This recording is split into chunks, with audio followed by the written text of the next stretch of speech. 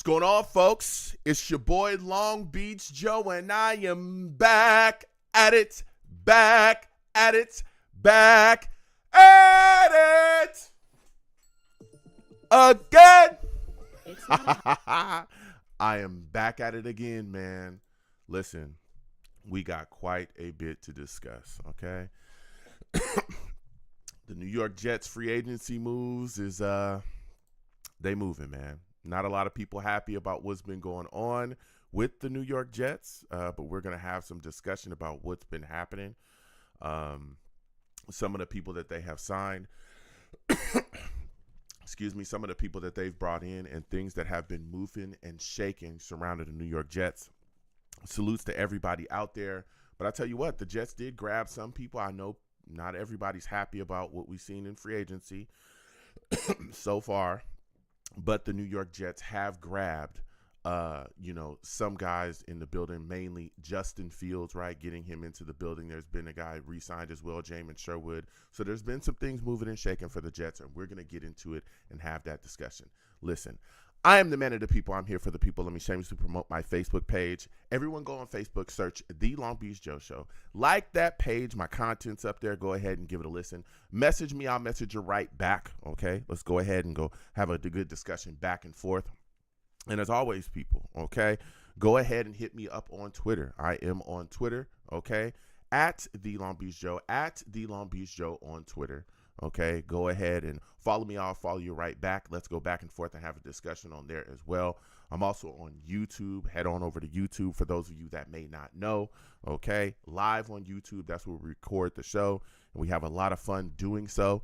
All right, at Long Beach Joe Jets, Long Beach Joe Jets on YouTube. All right, subscribe, hit that notification bell, hit that thumbs up button as well. But just keep in mind when you come in here and you talk and you listen and see what I'm doing over here on YouTube, you're going to have to deal with my chat, the savages, okay? Savage! All right, we keep it real over here, and we talk that talk. Now, we're going to get into some things, okay? We got to have this discussion. We got to talk about what's going on with the New York Jets and free agency, okay? Listen up. The New York Jets have extended Jamin Sherwood, okay?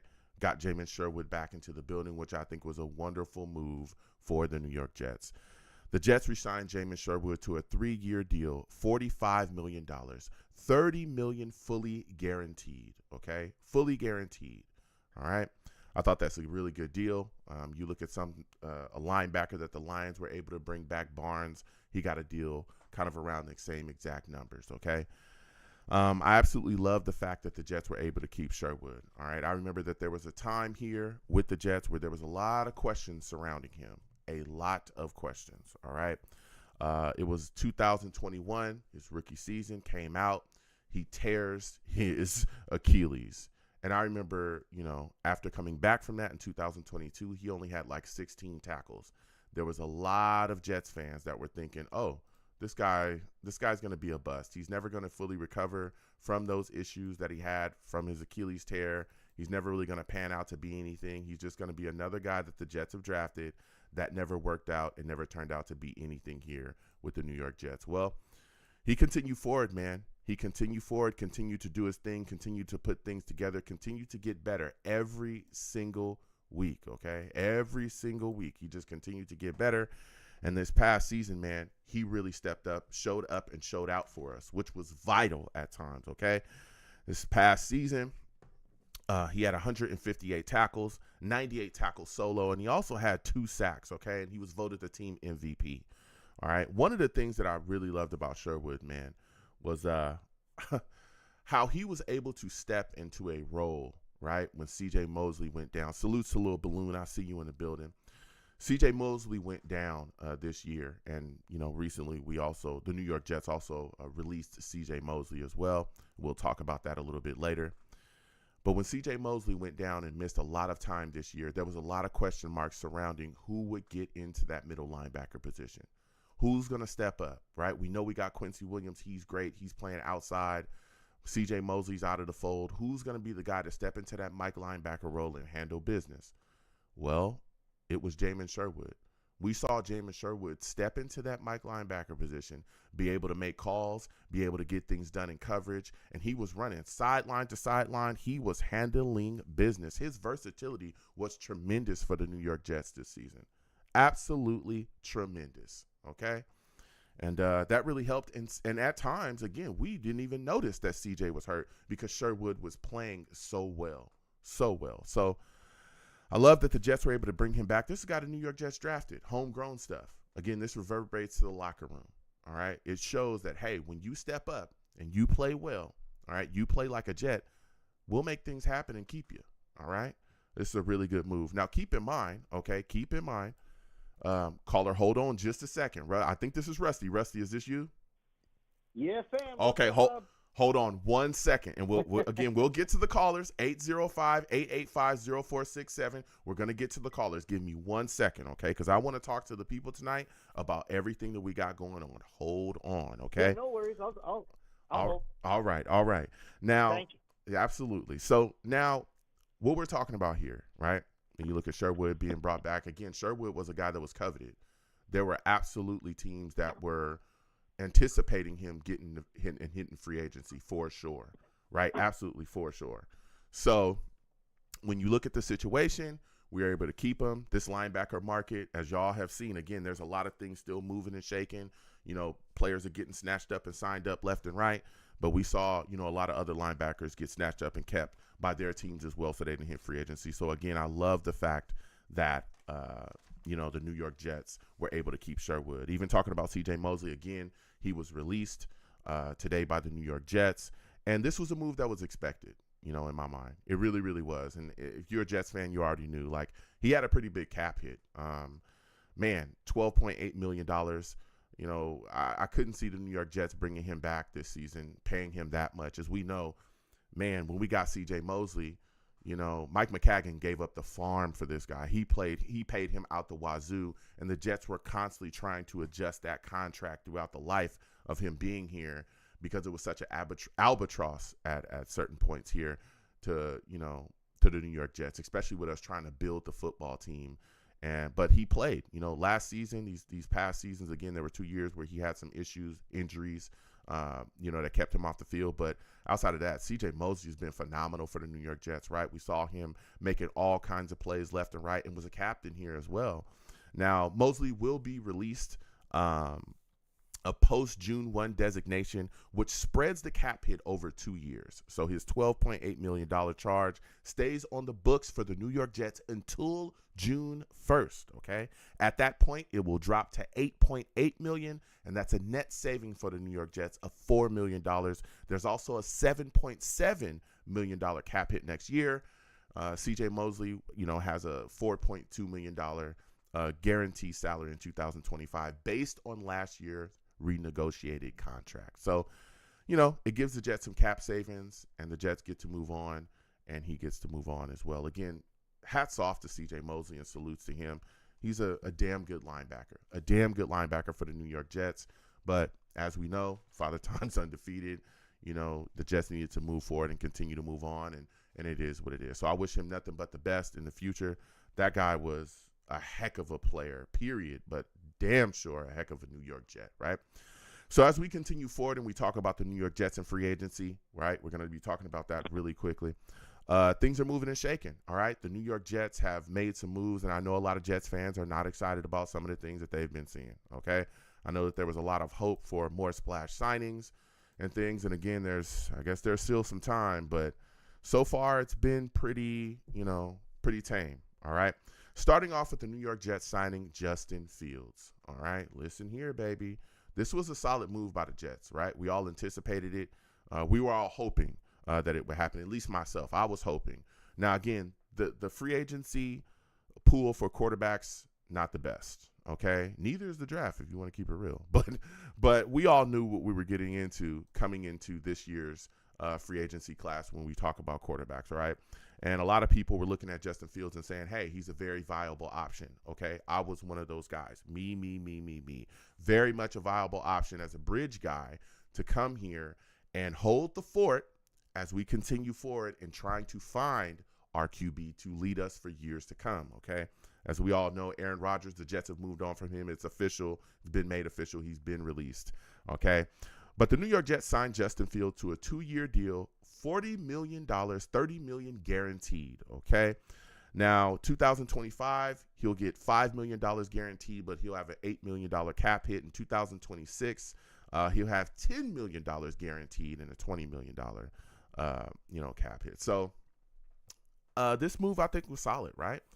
He's going to be able to come in. He's a guy that can get some things done, okay? He's a solid option. Again, we can draft a young QB behind him. And there's a lot of things that he can do as well on the field that's really going to help the New York Jets, all right? We know, he can get some things done from the pocket. We saw him with the Steelers last season. He was 4-2. But one of the things that I really like about Justin Fields as well that he brings here is his ability to be mobile, right? This guy can move. So what does that do? That opens up the playbook for the New York Jets, right? That allows RPOs and a lot of other things that the Jets have not been able to run in recent history, right? That's exactly what it does, right? It brings us to the modern day NFL. We're seeing guys like Lamar Jackson and Jaden Daniels and all these other guys utilize their feet to make plays and put the defense completely on their heels, right? We're seeing it on a weekly basis. And now the New York Jets have a player at quarterback that is able to do that, okay? Now, keep in mind, he also has a connection with Garrett Wilson, okay? And I know a lot of the callers that I talked to tonight because I have a lot of Ohio State fans that like to call into the show. I love them. I have love for them. Still SC, though. Fight on, okay? But I have a lot of Ohio State fans that are definitely going to call in and be able to talk about this. But Justin Fields and Garrett Wilson played together at Ohio State 2019 and 2020. He also played, along with Garrett Wilson, he also played with Jeremy Ruckert as well. So we saw Jeremy Ruckert come out and be excited on social media that Justin Fields was on the team as well. And I'm pretty hyped. I'm pretty sure that Garrett Wilson is hyped because Garrett Wilson said a while ago, he had a quote when people talked about the possibility of him and Justin Fields playing in the NFL together. And he said that would be a dream come true for him in the future if, they were ever able to be on the exact same team. So we'll see what happens going forward. Again, I think that this move to grab Justin Fields is a great move for the Jets because of the opportunity to get a young quarterback to sit behind him to push forward and progress, right? So we don't have to throw a young guy out there immediately. Now, there's been a lot of talk about the Jets moving up for Cam Ward and all these things. We'll see, okay? We'll see. I don't know about that, all right? But there's other quarterbacks in the draft as well, right? With a lot of talk about Shedeur Sanders sliding down. That's been discussed since the combine. There's been a lot of people talking about his stock falling down, and he may be there and available for the Jets at 7. That would be an option I wouldn't mind the Jets taking. Also, you got Dart as well that could be taken. There's a lot of talk about him going, bottom of the first round, top of the second, but more than likely bottom to mid of the first round now. Ever since the Senior Bowl, Jackson Dart has been shooting up the board. But there's other guys as well, Will Howard being one of them. I don't know, man. He's a very interesting prospect. I don't know if he'll be ready to start day one, though. I don't think that high. I think you definitely need to sit him and refine some things. But Will Howard is an option that a lot of people are talking about. But I'm telling you, this guy from Bama, okay, Milroe, I like him. Okay, I really like him. And I love the athletic ability. And I think that if you get a chance to sit a guy like that down that has explosive playmaking ability, you get to sit him down for a year and get his mechanics and technique up to snuff. And then you get him to understand how to read defenses better and quickly recognize things. And man, you get a lot of the pocket stuff. You get a lot of the upstairs stuff together with Milroe. Ooh, baby. I think he'll be an unbelievable weapon for the New York Jets at quarterback. But we'll see what the Jets do. We got the draft coming up. We'll be discussing that. But, Justin Fields is in green and white, and I'm happy about it, all right? And we'll see what happens going forward. Also, right, the New York Jets signed Brandon Stephens. Now, this to me was a head-scratcher, okay? 3-year deal, $36 million deal that the Jets were able to get done and bring him into the building. Now, he's coming off of a rough year, okay? We saw him get cooked often in coverage. His ball skills are a little questionable, but his versatility is there, right? This is a guy that can play corner, nickelback, and safety. So you can utilize him in a lot of different phases within the secondary. Now, I feel like Aaron Glenn, is going to be able to coach him up a bit. I'm just questioning, could they have gone after something better and maybe had a better option at corner? DJ Reed ended up, and salute and respect to DJ Reed. I was hoping that the Jets were going to be able to bring him back, but realistically, I don't know if that was ever really an option. DJ Reed said during the season, when asked, he said, I can't wait to test free agency. He said that during the season, that he couldn't wait to test free agency. Okay. And this is when the season was really going awry. So DJ Reed actually ended up with the Lions. He signed a 3-year, $48 million deal with the Lions. So here we are. We end up with Brandon Stephens, and, we'll see what he offers, what he's going to bring to the table. We'll see if the Jets continue to address the cornerback position, but he's a guy, again, that's versatile. I'm just wondering, he's coming off of a rough year. Maybe Aaron Glenn can coach him up and get things, where they need to be. And again, we still got Sauce on the other side, and Sauce has come out and said, listen, every cornerback on the other side of me is going to ball out, okay? Which to this point has been facts, okay? So we'll see what happens. We know that Sauce is excited to get him into the building as well, locking things down at that cornerback position. But, I'm a little – that was the first signing where I was like, I don't know about that. The New York Jets also signed Andre Cisco as well, safety from the Jags, 1 year, $10 million deal. I thought it was a solid move, right? They also had brought Tony Adams back as well. They got him on a contract tender as a restricted free agent, so he's coming back to the New York Jets too. So now you got Cisco and Adams back there at safety, okay? Now, there were some guys, man, and I hope the New York Jets were going to be able to bring back that they didn't, and I was a little hurt, all right? DJ Reed, as I said, he's out the door. It is what it is there. Kinlaw got a 3-year, $45 million deal, $30 million guaranteed from Washington. Get your money, okay? I'm never one to knock somebody getting paid, okay? But I'm like, wow, Washington, y'all out there spending, okay? That was a little bit of a head scratcher, but Kinlaw is gone. Reddick, who was trash here, signed with the Bucks for $12 million 1-year deal. But the one that really hurt me was Morgan Moses, all right, because I was really hoping to get him back into the building, because I'm looking at that right tackle spot and I'm like, what's going on around here? Like, there's no real answer there. And we've seen the New York Jets struggle along this offensive line trying to get quality talent in here that can stick. Well, Morgan Moses signed a 3-year, $24 million deal with the New England Patriots. Oh,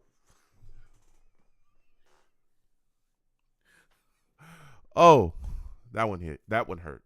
That hit hurt, okay? I don't like that. I don't like that at all, all right?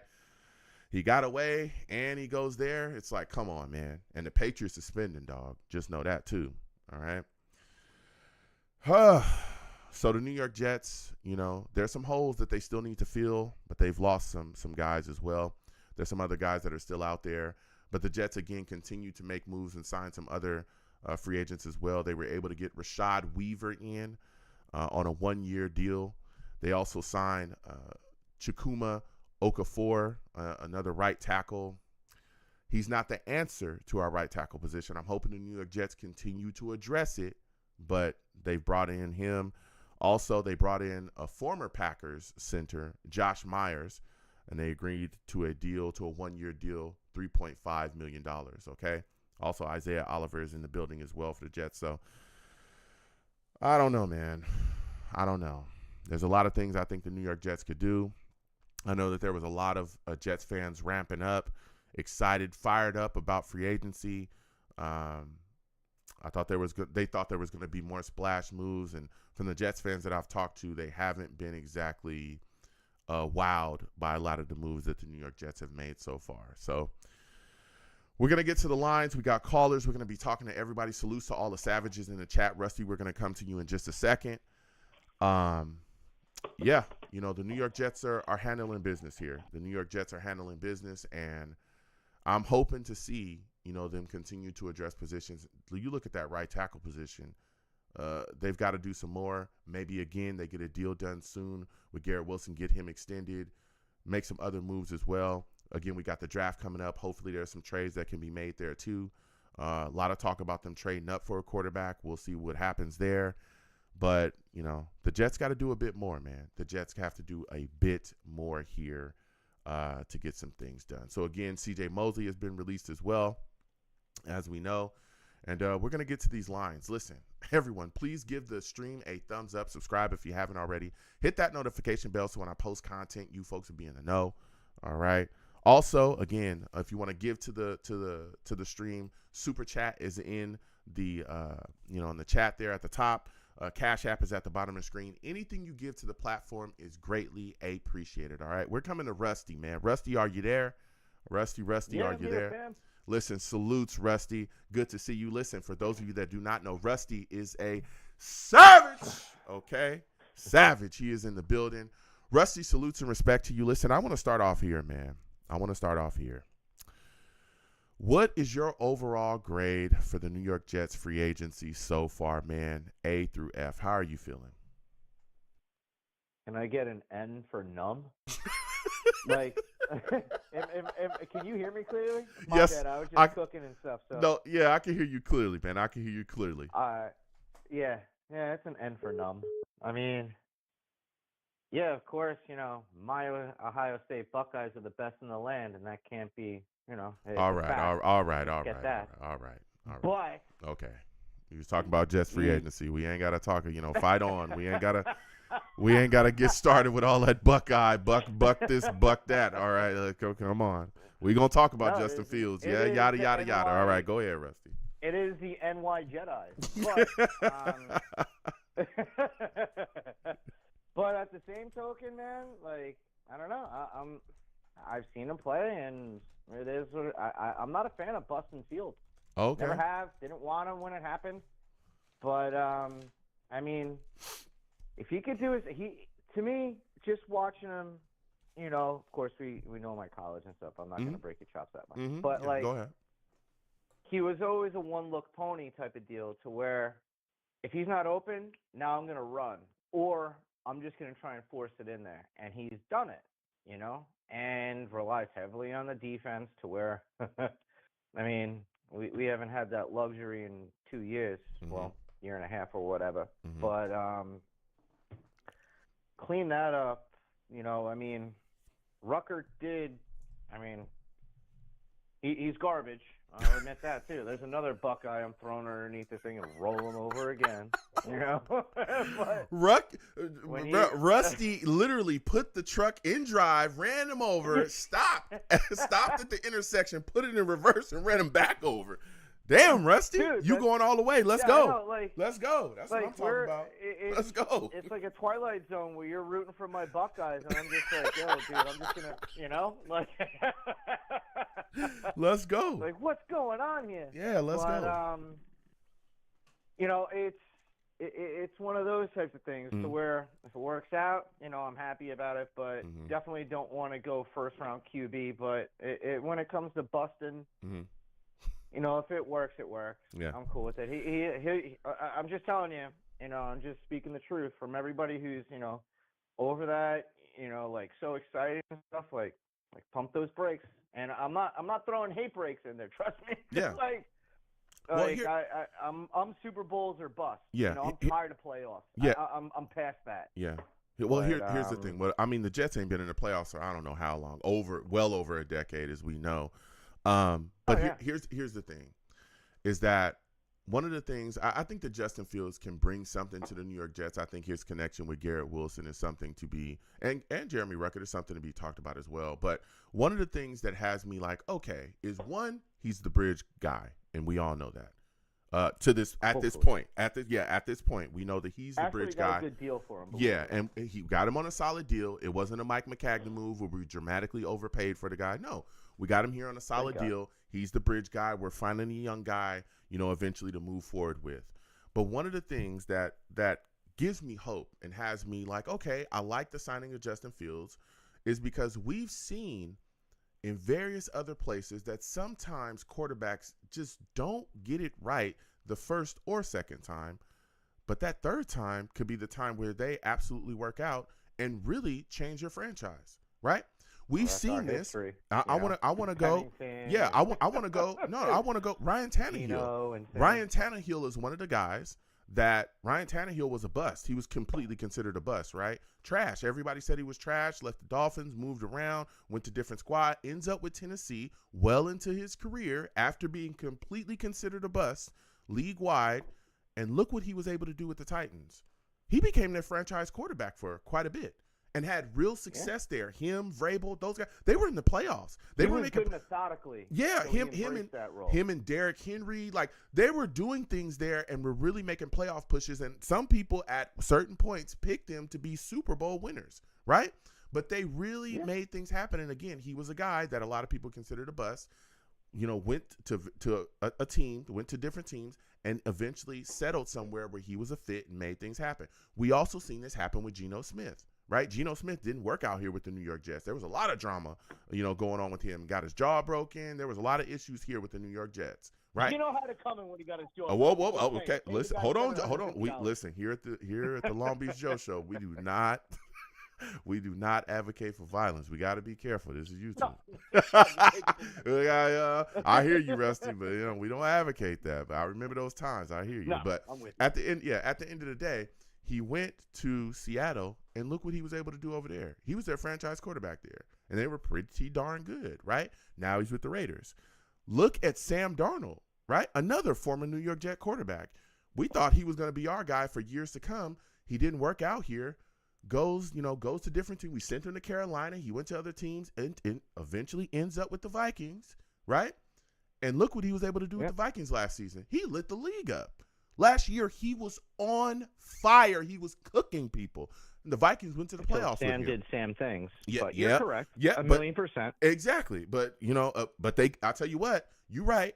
In the playoffs, things kind of went awry. But guess what? They were in the playoffs. And a big reason they were in the playoffs was because of him and the work that he did. Yeah. You know what I'm saying? Like, they beat us. He was out there throwing and handling his business. A lot of teams beat us last year, Joe. You talking facts. You talking facts, Rusty. You talking facts. Sadly, you are absolutely. Yeah, you absolutely are factual. But I understand where you're coming from. Give me your thoughts on that. Give me your thoughts on that. Wait, what? Yeah, go ahead. My bad. Give me your thoughts on that, man. Give me your thoughts. So. On what, the whole Sam thing, or? Yeah. Do you think that Justin Fields will be able? Isn't that something now? We having this discussion. Do you think that maybe this could be the right fit for him, where Justin might be able to turn it around, like we've seen those other quarterbacks turn things around? When they've been able to go to other teams and make things happen. I mean, I hope so. Number one, we need an offensive line coach and like a real good, like actual QB coach, honestly. Wow. If we can get those two things figured out, and then, of course, an offensive, coordinator, which it looks like that we have, but you get those two things figured out, and if somehow, well, hopefully, because I don't know, I've watched Fields for so long too, and it's just like, just please don't be a one-off look pony. That's why I call him a first look pony, because like if his first read ain't there, he's gonna like sort of freak out. He's gonna burp the baby, which means pat the ball. Then all of a sudden like get a jitter, and then all of a sudden he's got a D lineman in his face. I mean, I got to give the guy credit. He takes lumpings, dude. Like he could take a hit. Like he is the most sacked quarterback after like time of pressure type of whatever stat they have, holding onto the ball type of thing. So when you're supposed to let it go. But the one thing I got to give him credit for too is, dude, he runs like a deer. Yeah. And he can, he moves and he can take a hit. Yeah. But there's only so many hits you could take. But I just hope they can, really get him into that realm of, check your surroundings out. It, just look it off quicker, and, just don't like focus on one guy. Of course, I could say that, or somebody else can say that when the speed comes at you like a bullet, literally, during an NFL game. But you're hold to that level when you're in that type of No, that level or yeah, no, criteria. you listen. You're talking facts. You're talking facts. There's a lot of things moving and shaking, but again, with Tanner here as the Jets offensive coordinator, I think they're going to be able to draw some things up. And again, we got Charles London here as a quarterbacks coach. I know a lot of Jets fans didn't like that as well. They didn't like him being brought in as Jets quarterbacks coach. But Aaron Glenn and his new staff, I think they have a vision, and it's tough. It really is tough because, again, this is Aaron Glenn's first job as a head coach. He's brought in even, Tanner, our, offensive coordinator. This is the first time being a play caller. So we're going to see all of them, grow and learn here and put things together. And I just, we'll see what happens. We'll see what happens. But I think that Justin Fields was the good move, and I think the Jets made the right move signing him. Speaking of signings, what are your thoughts about Jamin Sherwood being re-signed by the New York Jets? Thank God. Like, oh my God. Like, Yeah. I expected him to walk, honestly. When I heard that I'm thrilled about that signing, honestly. Mm-hmm. Like having him back, especially with Q or Quincy. I mean, God, yeah. Geez, the brothers of Q got me so confused still to this day. It's, Quinnen and Quincy, yeah. Yeah. But thank God, we have that going for us. And then I'm happy about it. I actually am, because I expected him to be poached.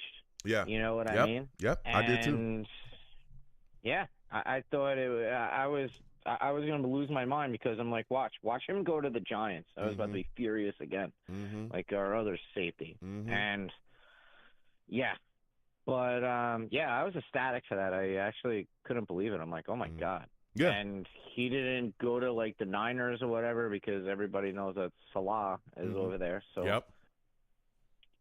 Yeah, doing his role again, because he can't coach, but at least he could run one hell of a defense. I'll give him that. Yeah, I tell people, and I've talked to a lot of Jets fans when he got resigned, there was a lot of teams around the league that coveted him, that really were chomping at the bit, waiting for him to become a free agent. There were teams out there. I saw other fan bases talking about, like, yo, this guy Sherwood, he's a guy I would definitely like to grab and add to the linebacking core. So I'm hyped, especially, again, when you look at the versatility he was able to show. We know he's been out there outside linebacker since he's been drafted. But when C.J. Mosley went down and missed a lot of time this year, exactly, Jamin Sherwood was the guy that stepped up into that Mike linebacker role. Which shows how much better did our defense look when he did that? Talk about it, Rusty. I'm agreeing with you. I fully concur. Talk about it. No, I'm with you. Go for it, bud. I didn't mean to cut you off. No, go ahead. Yeah. Go for it, dude. I'm telling you, there were times, and I know that you'll agree, and I'll give it back to you. There were times during this season where we didn't even remember that CJ went down because Sherwood was playing so well. We were like, oh, yeah, CJ's got to be out there. No, this is Jamin Sherwood out there making plays. Wall to wall, sideline to sideline, running guys down, chasing guys down, tackles, big hits. He was sticking his nose, okay? He was sticking his nose in on the running game. He was good in coverage. Yep. Like, Jamin Sherwood played to the wall this year. So I'm excited that he got back, that he's, was able to be re-signed and brought back, because not only do we get the play on the field, okay? Not only do we get that, but you got to also know that this sends a message to the locker room. Okay, for years, the Jets were known for not keeping their own. You play well with the Jets, they'll find somewhere else for you to be next season. That's not, true anymore. We've seen this recent, you play here well, we'll keep you. Quinnen Williams got a big deal. Jamin Sherwood, right? We saw Quincy Williams get a solid deal as well. Now Jamin Sherwood, a guy that played to the wall here, even after some early Achilles tear, getting back to himself, getting better and improving. We saw him fight, okay, from the bottom to the top. We saw it with our own eyes, and now he gets a deal and he gets to stay here with the New York Jets for a couple years. That tells these guys, right, that are here, and also the guys who are drafted, to buy in. Because if you buy in and you play like a Jet, we're going to keep you. I'll give you the final word on that, Rusty. No, you're smack on. And then the thing that a lot of people aren't talking about either, too, is like when he came in to replace Mosley, which I thank him for his time. He was God sent to us, when he was good. But age always wins. That whole deal type of thing. You can't fight that one. But he was also calling. He was calling defensive adjustments, calling out the offense, adjusting to that.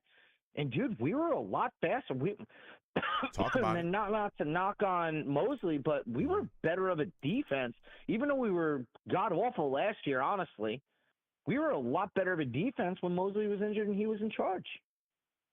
The dude has a serious football IQ, and I'm all about it. I'm that pig and doo-doo that's happy rolling around in it, dude. Honestly, that's my happiest signing right now, honestly. And I just, I'm glad that, I have faith in Aaron Glenn. I really do. Now, mind you, I'm not that one to be like, yeah, we're going to the playoffs. Playoffs to me are nothing. I'm Super Bowl at this point in my life. I'm honestly, I'm like, dude, I want Super Bowls. I'm tired of, I want Super Bowls and a real kicker. Mm-hmm. So and an actual quarterback that doesn't get hurt and shit. Stuff like that. Watch this family show. Oh, Yeah, I said shift. Oh, okay, shift. Okay. Go ahead. Yeah, shift. Okay. So Rusty, I hear you. I absolutely hear you, and I want the same for the New York Jets, and we'll see. Things are moving. Aaron Glenn's here. We'll see what he looks like, how he seems as a coach this year. But we're talking about the defensive signings. We talked about Sherwood. What are your thoughts about Brandon Stevens, man, being brought in? To me, this was the signing that really made me go, I don't know about this one. I mean, what are your thoughts on it? Dude, I'm with you. And, a couple of my best friends, they're Baltimore fans, and they're like, they were looking at it like how we were looking at Kinlaw. It's like, dude, really? Bruh, Kinlaw got paid. Yeah, go ahead. Go ahead. That was a head dude, every scratcher. Now and then somebody hits the lottery. God bless them on that. But, thank you, goodbye. I'm no, good. You're talking facts, yeah. But I don't – and I don't know what's the best type of that can happen. But we'll see. I mean, hopefully, Sauce isn't Soft Gardner next year, and he could take the mantle to where it eases up on him, and he can get those interceptions and everything like that. But he has the same amount of interceptions as Sauce does during his whole career. What he has 2 in the same amount of time. Not knocking Sauce or anything, but I mean, people don't throw at Sauce though. They don't do that. I mean, they tested him this year. He had a down year, but generally people don't go at Sauce at all. So the opportunities for interceptions for him are way lower. Because you're right. Yeah, but when it hits him in his hands, it's why he's not a wide receiver. He's a defender, but it's not. yeah. You talking about he do drop some interceptions as well. But yeah, I'm hoping that Aaron Glenn is going to be able to coach him up. And that's a good thing. We'll get it together because we all know that Aaron Glenn was part of the reason he was brought here to was really bolster his defense, and also Steve Wilks, right? Steve Wilks, great defensive coordinator. And he's in the building as well. So maybe they can coach this guy up, right, and get him where he needs to be. It just thinks that Steve leaves after every 2 years. That seems to be his potion. Well, you know what I mean, or his MO. I don't know, man. I don't think he would have left the Niners if they wouldn't have scapegoated and fired him. Steve Wilks shouldn't have been fired Niners by the Niners. Are dumb for that. Hello. Talk that talk. Yeah. Because, listen, I'm on the West Coast. That defense was phenomenal under Wilks. I have no – and they were just looking to scapegoat somebody because that Niners defense literally carried them. That year and carried them throughout the playoffs. Period. Oh, and into the Super Bowl. If it wasn't playing against both the Chiefs and the refs, bruh, they would have won it. Honestly. Rusty, I got to be careful, okay? The molecules of striped certs, all right? That's I'm crazy. I'm out of my mind. Just me talking. No, yeah. I mean, they only gave up 22 points, I think, in regulation? 22 points total, I think, the whole game. I think that was, correct me if I'm wrong, Savages, to the Chiefs. Yeah. And that's the Chiefs. The Chiefs literally blow people out every week. They Yeah. they shut they were And that's shutting not guys including down. the penalties that were handed to the Chiefs. But, Yeah. go ahead. I proceed. Yeah, yeah, You're right, though, Joe. I'm out of my mind. This is not on Joe. This is on me. I'm loopy and crazy,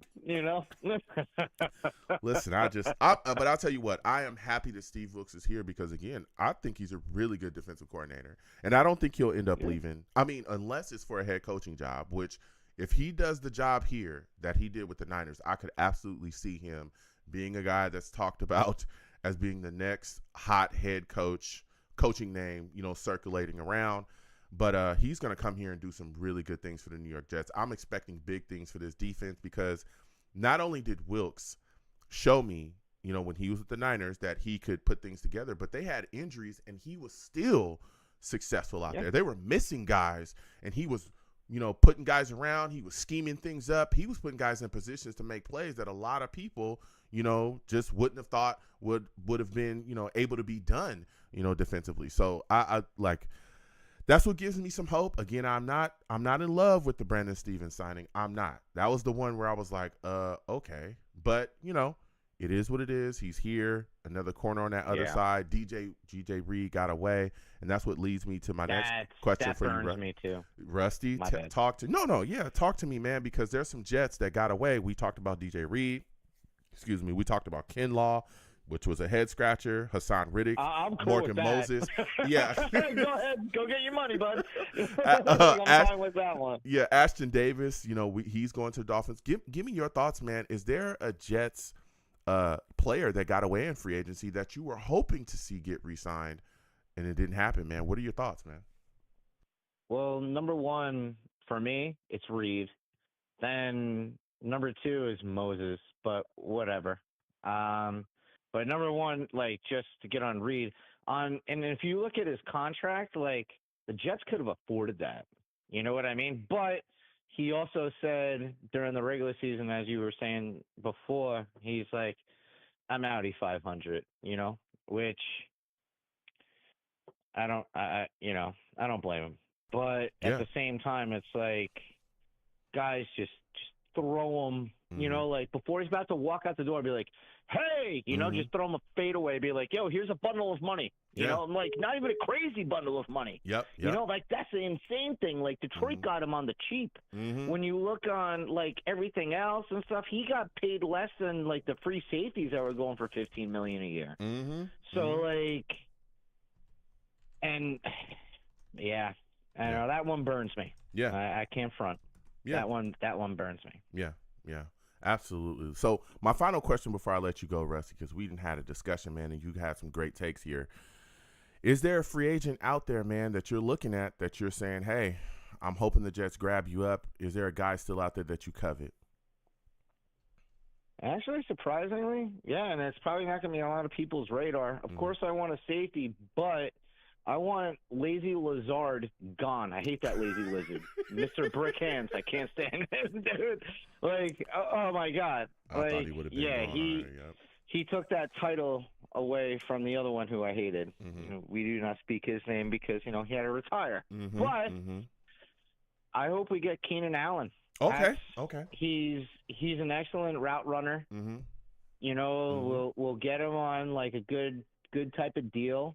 He's a free agent, and you can't teach dirty, and he's a dirty player in a good way, to where he excellent route runner. He finds pockets, he gets those greasy yards, and on top of it, he's an end zone threat. Chicago not keeping him is not too smart, Yeah. So that's how I hope we pull the trigger on next, honestly. Yeah. Right tackle maybe, or a defensive tackle, but that's why God invented the draft. Yeah. Listen, Rusty, I got to slide off because we got other callers. Again, callers calling in. This is the system we're using now. We'll continue to adjust and make some more adjustments. Yeah. But we'll get to everybody. Yeah, I saw – I didn't mean to cut you off, but I saw the number, and I'm like, oh, she was up to it again, huh? She failed my boy Joe. Yeah, we've moved on from Blog Talk, but we'll get back to it. Listen, Rusty, I want to thank you for calling in. Next time I have a show, I want to hear from you, all right?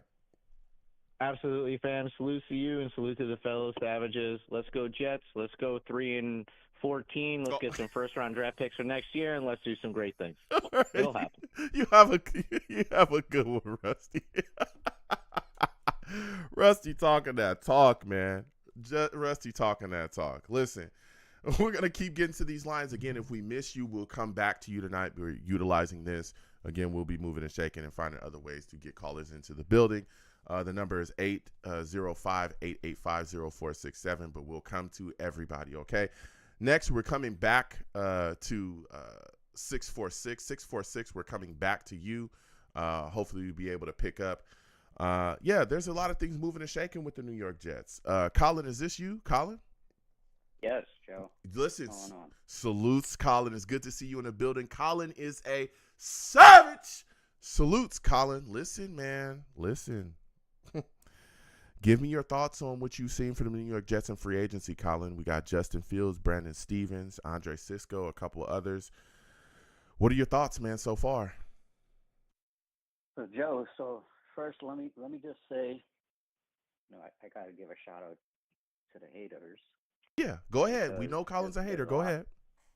There's a lot of people hating on Justin Fields, saying, Justin Fields is trash.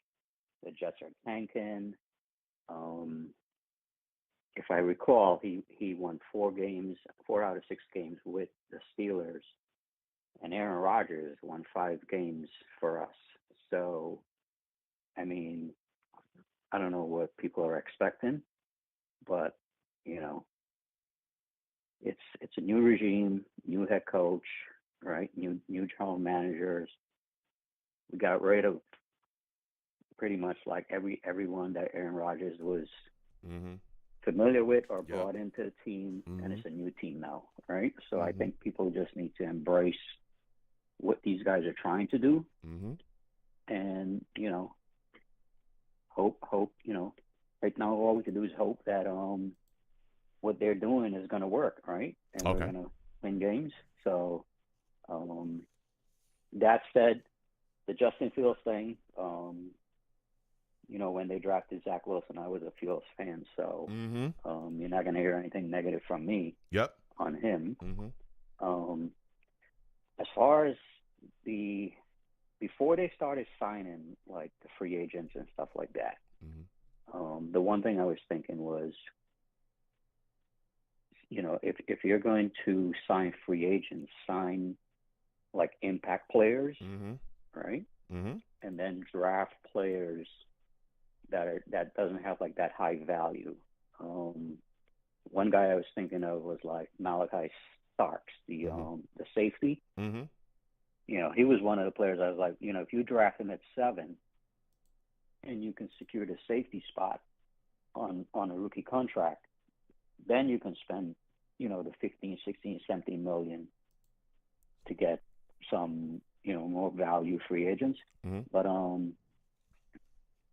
I don't know anything about the guys that they brought in on the team, but I'm just trusting everything, right? I'm just trusting that, Aaron Rodgers and Moj is, doing their due diligence and bringing in the right people that they know, that Aaron Glenn knows he can coach and get the best out of them. So yeah, I'm happy, man. Anyone we sign right now, Joe, I'm happy. I don't care who it is, Wow. Everyone wants the big names, right? Everyone is like the Joey Bosa went to Buffalo on the 1-year deal, and everyone's gonna be like, oh, why couldn't the Jets pay him or something like that?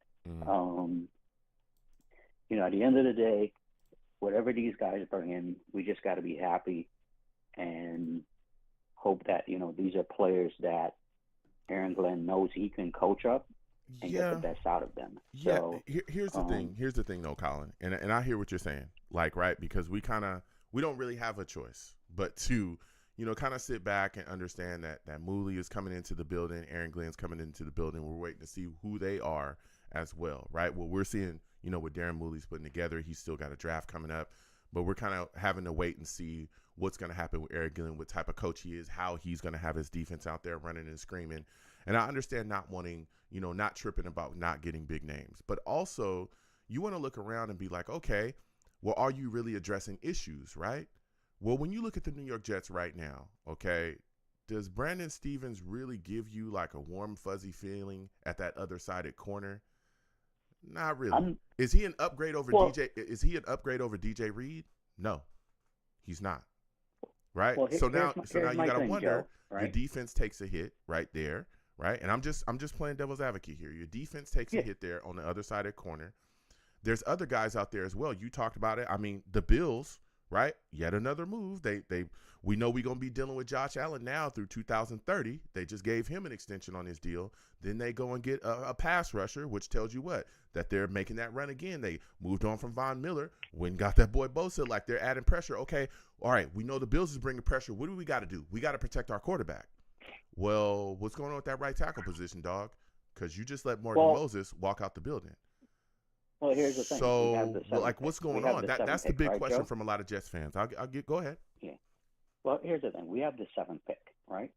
So at the 7th pick, we do have options, right? Yes. We can go to right tackle at 7, right? We can go a corner if we wanted.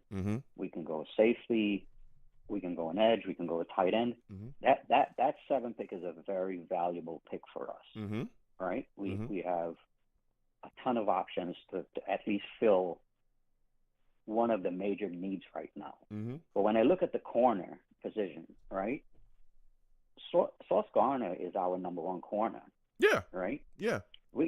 In my opinion, you don't have to have another number 1 corner if you have a good safety as well. Yeah. Listen, I don't mean to cut you off. I'm not saying that we have to have, we don't have to have 2, Jalen Ramseys. That's not what I'm saying. Right. What I'm saying is, and like to your point, Sauce is our best corner, and we're hoping he has a better year than he had last year. Last year was not a Sauce year, but we didn't see Sauce. Right. We know he good. We ain't really worried about that.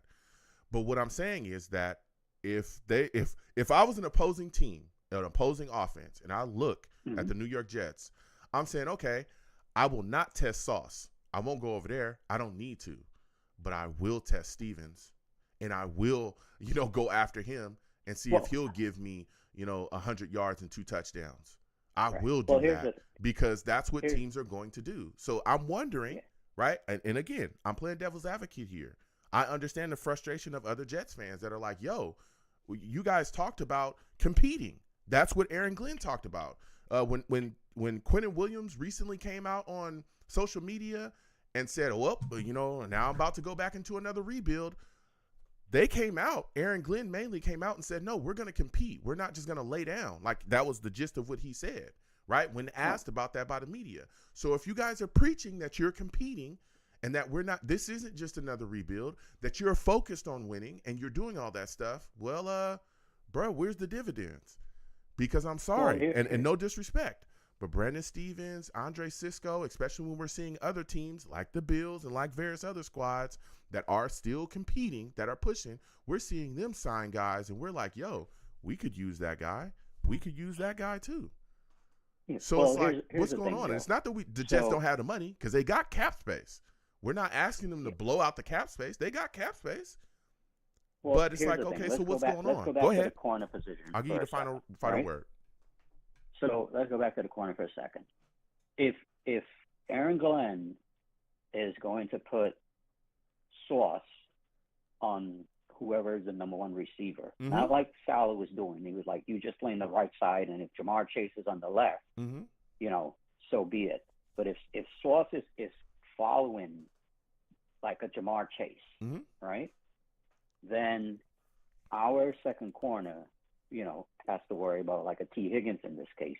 But how many teams actually have like 2 great receivers that we're going to have to worry about that so much?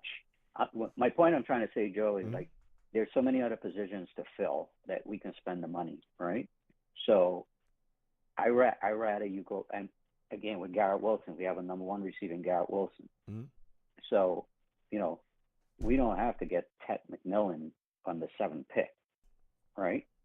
Go get the O-line or, an edge or a defensive interior guy on that pick, right? Because for me, that's going to be more valuable than us just going and grabbing a receiver or grabbing a corner for positions we already have like star players at. But I mean, do we though? Like, even with what you're talking about, and again, this lends to what a lot of Jets fans are talking about in free agency. You just talked about Garrett Wilson, right? Garrett Wilson is the only playmaker we have at receiver. That's it. For Xavier, now. don't tell me that Xavier Gibson is something. Allen Lazard should not be on this team. No. He shouldn't even be here. No. He should be gone. There is no one else. Devontae Adams is gone. He's with the Rams. So, again, why haven't the Jets attacked the free agency market at wide receiver? What are we waiting on? There's still what are we time, waiting? Right? I'm just asking, what are we waiting on? Why are we comfortable with, Garrett Wilson? Because we've seen in the past, right? And again, Garrett Wilson is phenomenal. We know he's amazing. We all know that, every last one of us. But we've seen a Jets offense where it's just Garrett Wilson. We've seen that. So we saw that struggle. Remember, that's why Jets fans were screaming to the gills about getting Devontae Adams, because we were like, oh, yeah, now you can't just lock up Garrett Wilson, or you can't just focus on Garrett Wilson. Not saying he gets locked up. I'm just saying you can't just focus on Garrett Wilson to slow down the Jets offense. Well, now, because they ain't signed nobody yet, and I've talked about Tim Patrick. I don't know if he's still out there. Maybe he just got signed right now. Again, I'm live, okay? Right. But what I'm saying is that if we're talking about free agent wide receivers, people talking about Keenan Allen. I've talked about Tim Patrick. There's various other guys that have been out there. So are you willing to just go back into this season with just Garrett Wilson? Because you can't count on Xavier Gibson. Malachi Corley, you just drafted. You could barely get his keister on the field. And you're talking about Allen Lazard? Like, come on. And I'd love, we'll see what happens with the New York Jets doing the draft. But even a rookie in year one, can you really expect the type of production that we will need from a rookie in year one? That's kind of tough. Well, I'm sure. So I'm just wondering. Go ahead. I'll give you the final word. Yeah, I'm sure they're looking to sign, some other receiver out there. But who out there, Joe? Are you? I just brought up some names. Keenan Allen is one of them. Bring him in. Bring Keenan Allen in. What are you waiting on? If you've been telling me, Aaron Glenn and Darren Mooley told us we're going to compete. We're not going to lay down. This isn't just like some crazy read. They told us that. So if that's what you're telling us, hey, brother, go sign people. What are you waiting on? But I'll give you the final word on that. And then before you go, my final question for you is there a free agent that you covet that is still out there? Go ahead and answer that quickly for me. Well, as far as that, any free agents out there, like I said, listen, I like Cooper Kupp. If they can go get Cooper Kupp, I'll be very happy with that. But again, I don't know, how he would fit our system or, the position he plays versus what we already have. At the end of the day, I'm going to be happy with whoever these guys sign, right? Because it's all going to come down to, Joe, how good are they at coaching, right? And how good they do in the draft, how they do defensively, offensively, how they build the O-line and the defensive line, right? It's going to come down to all that. It's not just going to come down to Devontae Adams being on a team and all of a sudden we're going, to the playoffs or something like that. So I'm happy right now with the new coach, the new, the whole new team and the vision that these guys have for the team. Yeah. We just have to see how it shakes out. Yeah. No, listen. At the end of the day. I hear you, Colin. Listen, this was a great call from you, man. We haven't heard from you in a little bit. Next time I have a show, I want to hear from you. All right, Colin? All right, Joe. Take care, buddy. You have a good one. Listen, calls coming in. Hold on a second. We're going to get to everybody. Is this Val? Yes, sir. Listen. Hold on, Val. Listen, everyone, please give the stream a thumbs up. Subscribe to the channel if you haven't already. Hit that notification bell so when I post content, you will be in the know. Also, super chats up there. Give to the platform if you can. Cash App is at the bottom of the screen. All right. For everyone that I missed, trust me, I'm going to get right back to you. I'm going to call you right back very, very soon, okay? Things is moving and shaking. This is what we're dealing with right now. These coming shows, things are going to change, and y'all will just get to everybody and move on. Trust me, there'll be another way that I'll be taking calls. But as of right now, this is the system we got to use, all right? So for those of you that do not know, okay, because we get into Val, listen, the circus has begun. Da, da, da, da, da, da, da, da, da. Savage Val's in the building. Salutes, Val. Listen, man, I'm sitting here, man, I'm talking that talk, all right? Jets free agency is going on, right? Justin Fields has been signed by the Jets. There's been a lot of moving and shaking. Jets fans are not happy, though. They're feeling like the Jets could be doing more. What are your thoughts on the signing so far, and are you excited about what the Jets have done so far?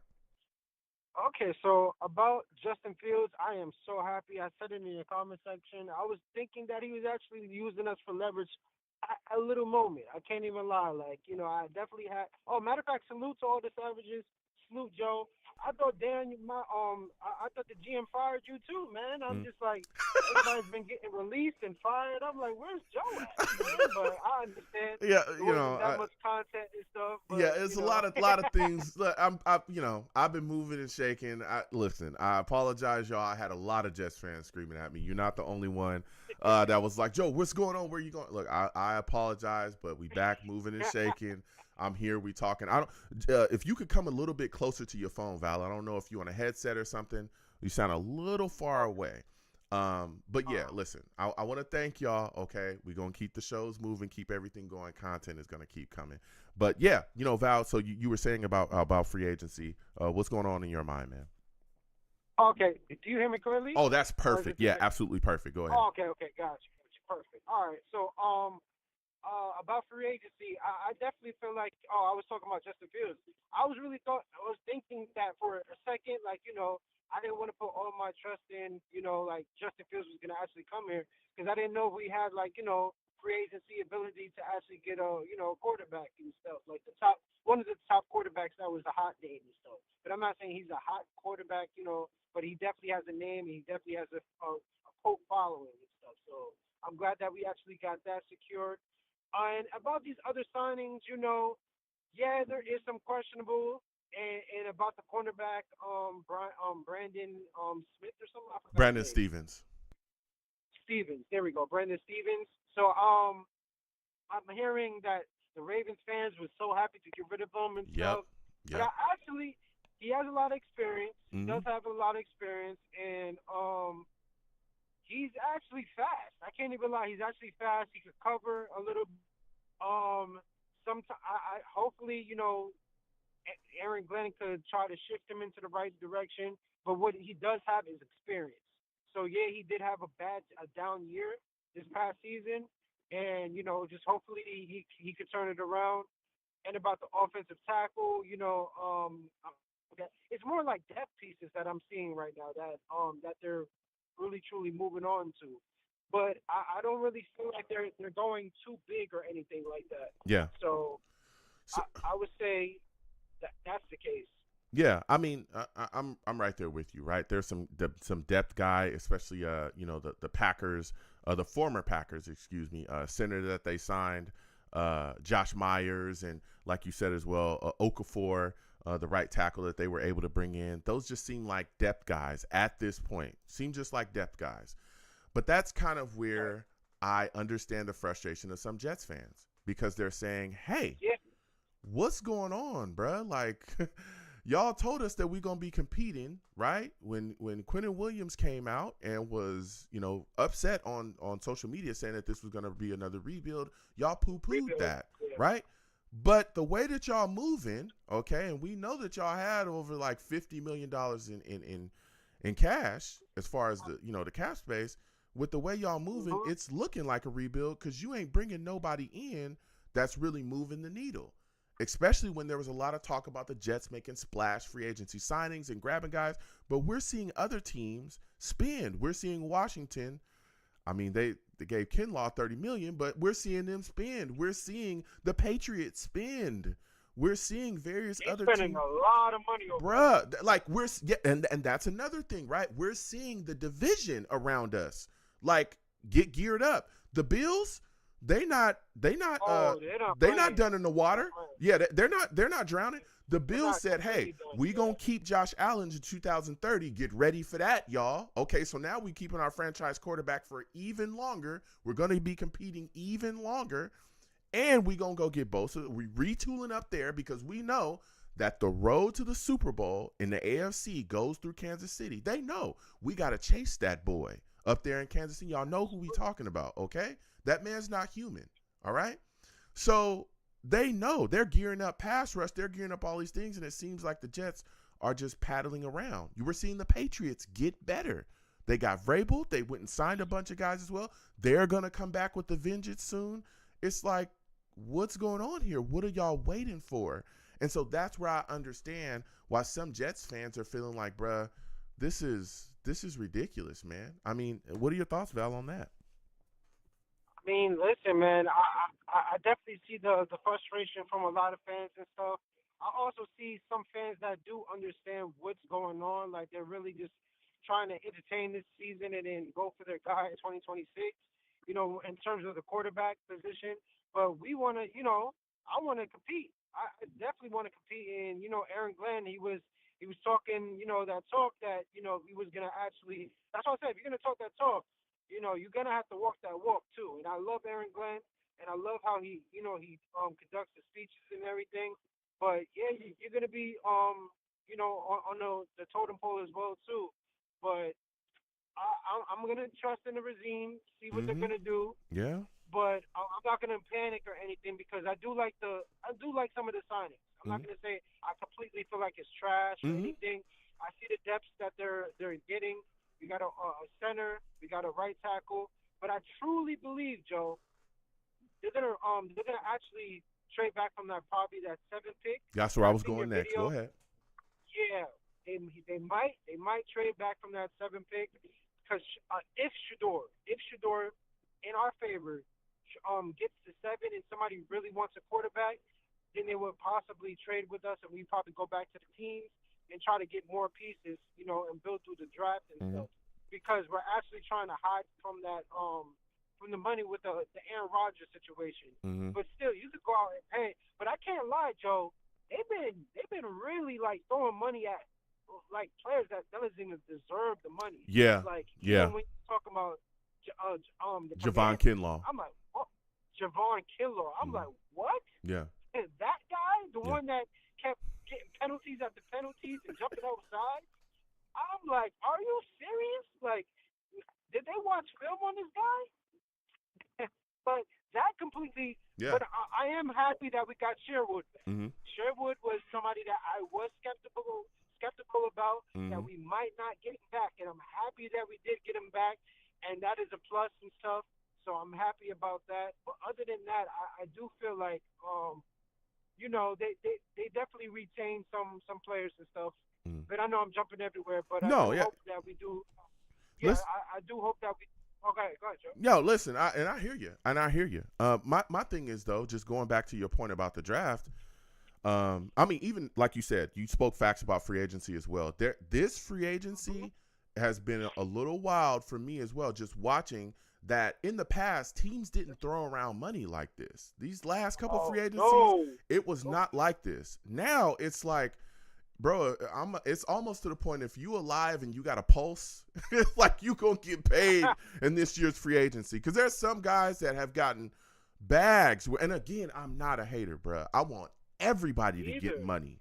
Okay, you're gonna rob the bank. You know what I'm saying? I want everybody to get money. Trust me, okay? Because I need $5. If you let me borrow, everything's gonna be good. Just let me borrow $5, okay? I want everybody to get money out here. But my thing is like, bruh, even Kinlaw, like we were talking about Kinlaw, $30 million guaranteed. Sheesh. Like, wow, we're seeing other guys get on the paid. First day, bro. First day. I mean, I'm just. You would have thought this guy was like top of the top. Yeah, and so it's just a little, you know, just question marks to me that teams are just kind of throwing around money. But even going back to what you're talking about with the draft, look, I get it. We're sitting at 7. If Shedeur is there, I can see the New York Jets taking him. I know there's been a lot of talk about the Jets trading up for Cam Ward.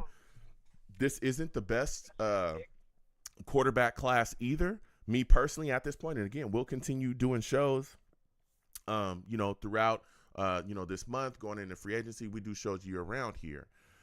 But, man, I just got a feeling that the Jets are probably going to take a quarterback a little bit later than the first. I think they're getting your guy Milton. Milroe, yeah, that's I feel no you listen, we're having a great discussion. Milroe is a guy I feel like they're going to target. That's how I feel, because he needs work. He needs work, and he needs a lot of work, and I'm openly admitting that Bama boy needs work.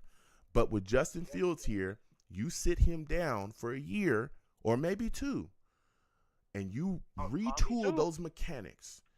And you get him ready to go and mold him within the offensive system with Tanner Engelstrand. And I think that you'll have something explosive to the likes of what we're seeing with Jayden Daniels, Lamar Jackson, and various other quarterbacks around this league that not only can dissect you from the pocket, but can utilize their feet to just render you useless defensively. Bruh, I watched Jayden Daniels, and brother, Jayden Daniels is unbelievable. Like, listen, that guy in Houston is unbelievable as well. We got a bunch of really good young quarterbacks. But Jayden Daniels this year, to me, was just like, he just jumped off the screen. Like, the things that he's doing. Val, he is so fast.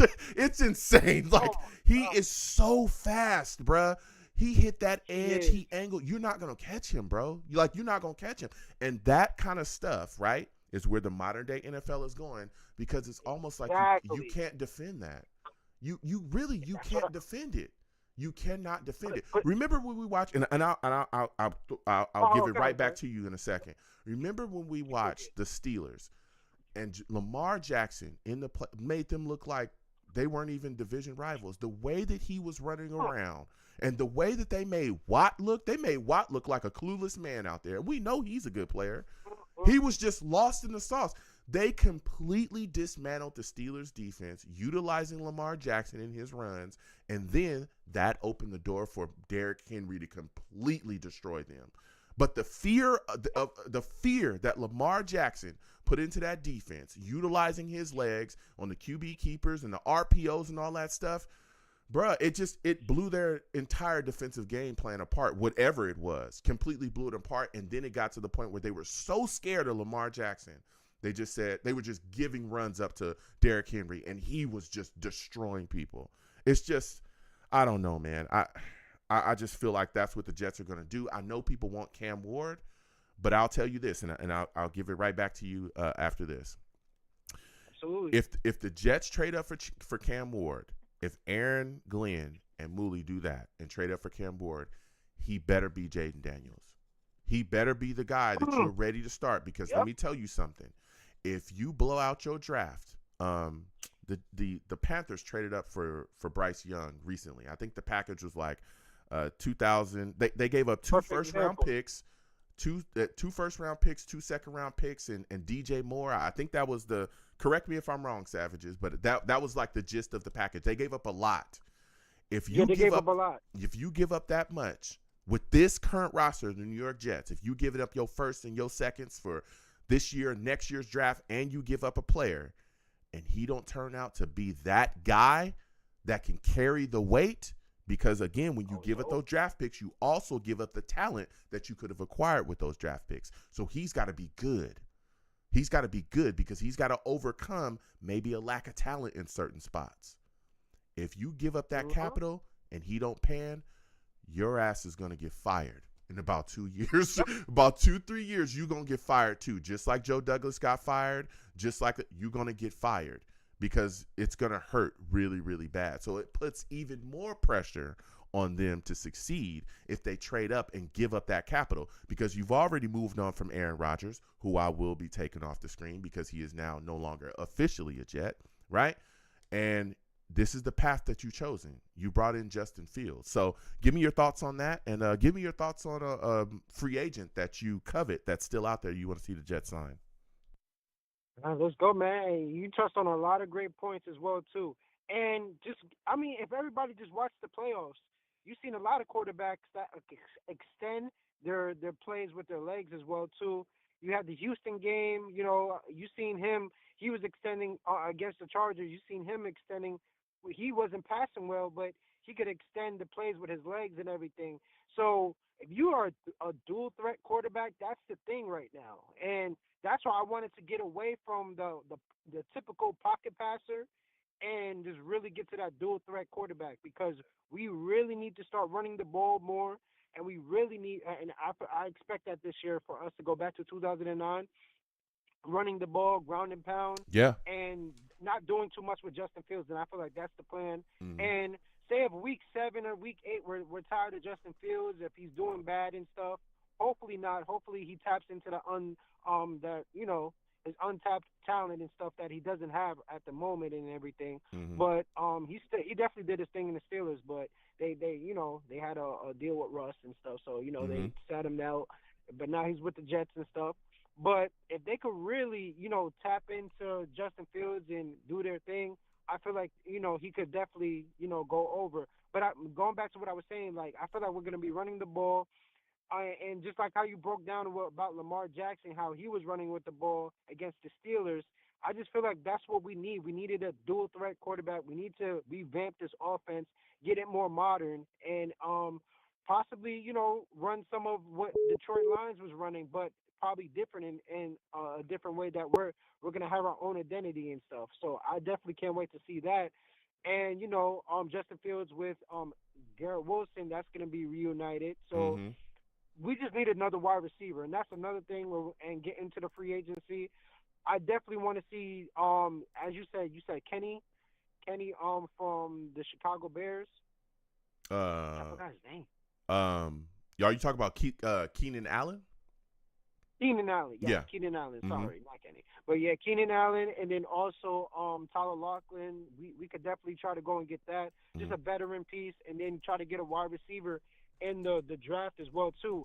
Allen Lazard, I don't know why Allen Lazard is still here. I don't know what's going on with that situation. Like, why are you still in the building, my guy? Brother, but, your guess is as good as mine. Exactly. Hopefully, as you brought up the Panthers, they kind of desperate for some wide receivers. You might as well just throw us a little pick and stuff, for Allen Lazard and take on that big contract. But, I guess that might not happen. Mm-hmm. Yeah. But other than that, man, you're absolutely right about, other you got other rivalries and other, like our division. Mm-hmm. They're beefing up on, offense and defense and stuff. Mm-hmm. They're paying top dollar. Yeah. And I just feel like we're not paying top dollar. We're actually we're trying to save. It's like we're kind of trying to save for something. I don't know what it is. Yeah. But it is really not making any sense. But I will say that the move so far has been about a lot of depth pieces. Mm-hmm. I did like that safety that we did pick up from the Jaguars. Mm-hmm. I see what they've seen in him. He's a hitter. Like, he could definitely hit. Yep. And he has good coverage, and he's fast as well, too. So, and that's what Aaron Glenn kind of said it in his press conference, that basically he's looking for fast players. Mm-hmm. And that was the telltale sign that, oh, yeah, we're going to do a threat quarterback. Mm-hmm. That's how I knew. Then as they did that workout with Jalen Milroe, like, yeah. I feel like, Milroe. Mm-hmm. Yeah, I feel like they're definitely looking into him. We might pick him up in the 3rd or 4th round or something like that. Mm-hmm. And then we're just going to go from there. But we definitely need to get another safety in here. We definitely need to get a right tackle. We definitely need to get a defensive tackle as well, too. Mm-hmm. And tight end, that's another position that we need to look at. Mm-hmm. And another wide receiver. So we got a lot of that's a lot of holes. That's a lot of holes that need to be filled. That's Real talk. Like pause. Go ahead. Absolutely. That's why I said we need to definitely trade back and try to get as much pieces as we can, because we still got too many holes in this on this roster. Mm-hmm. Mm-hmm. Yeah. So, listen, a lot of things moving and shaking. I'm hoping the Jets figure out a way to get this thing rolling, because I'm telling you, the way Jets fans are feeling right now, I've talked to a lot of Jets fans, and they are not happy. So before I let you go, Val, listen, this is a phenomenal call from you. Great stuff. Before I let you go, quickly, give me your grade on Jets free agency so far, A through F, man, quickly. I'm going to give it a C+. I give it a C+. Okay. Only because they're bringing in the depth and stuff. They're not spending too much. They're not paying like high prices on below average players and stuff, Mm-hmm. but they need to pick it up a little bit. You know, we Yeah. definitely need to get a veteran wide receiver. I definitely want to see some more. But yeah, and other than that, that's about it. Yeah. And matter of fact, now that we're kind of at the end, you know, we should have probably picked up, you know, probably Zach Wilson again, probably rekindle that Lord. again, you know. Get up out of here with that. Val, thank you for calling in. Next time I have a show, I want to hear from you. Oh, Lord. Have a good one, Val. Listen, man, he started talking about Zach Wilson. Val is a troll, full on. We know Zach Wilson. I think he's over there. I remember there was talks about him joining a team recently. I think it was the Dolphins. Y'all can correct me if I'm wrong. I think it was the Dolphins. I know Ashton Davis supposedly is going over there with the Dolphins. So a lot of things going on around the league, man. Chris, we're going to be coming to you in a second. All right, Chris. I believe this is you on the line here, Chris. Let me know. We're going to be calling you back right now. Listen, man, there's a lot of things moving and shaking right now with the Jets. Chris, Is this you? This is me. Yeah, hold on 1 second. Okay, hold on 1 second. Again, if I miss y'all calls, just know that I will be coming back to you if I miss your call. Okay, I know, look, this is the system we got to work with. Things are getting rearranged, and we'll be able to take a different method of calls. But right now, this is just what we got to work with, y'all. I apologize for those of you that I miss initially when you call, but I will return your call. Okay, just know that. Charlie, I see you. Max, I'm coming back to you. I have not forgotten y'all. I'm going to come back to you. Okay, just give me 1 second, and we're working through because we got callers, and I want to talk to everybody tonight. But Max, Charlie, I see you. Charlie from Baltimore, I see you, and I will be coming back to you. Okay, but please give the stream a thumbs up. Please subscribe to the channel. Please hit that notification bell. All right, when you do subscribe, so when I post content, you will be in the know. Also, share the stream across your friends. Across your social media with your friends and your family. The super chat is there. Cash App is at the bottom of the screen. Okay, Cash App, Long Beach Joe. Anything you give to the platform is greatly appreciated. Okay, please give if you can. It is greatly appreciated. All right. Now we got a lot of things moving and shaking. Chris, you are on the line. Listen, man, it's always good to hear from you. For those of you that do not know, Chris is a savage, okay? And we talking Jets tonight, Chris. You always got some good takes when you come on up in here. Yeah. Jets signed Justin Fields, man. How are you feeling about it? It's my quarterback, man. This is the guy that I wanted. I didn't want Zach Wilson. I wanted him. You know, that talk. It's record on this show right here.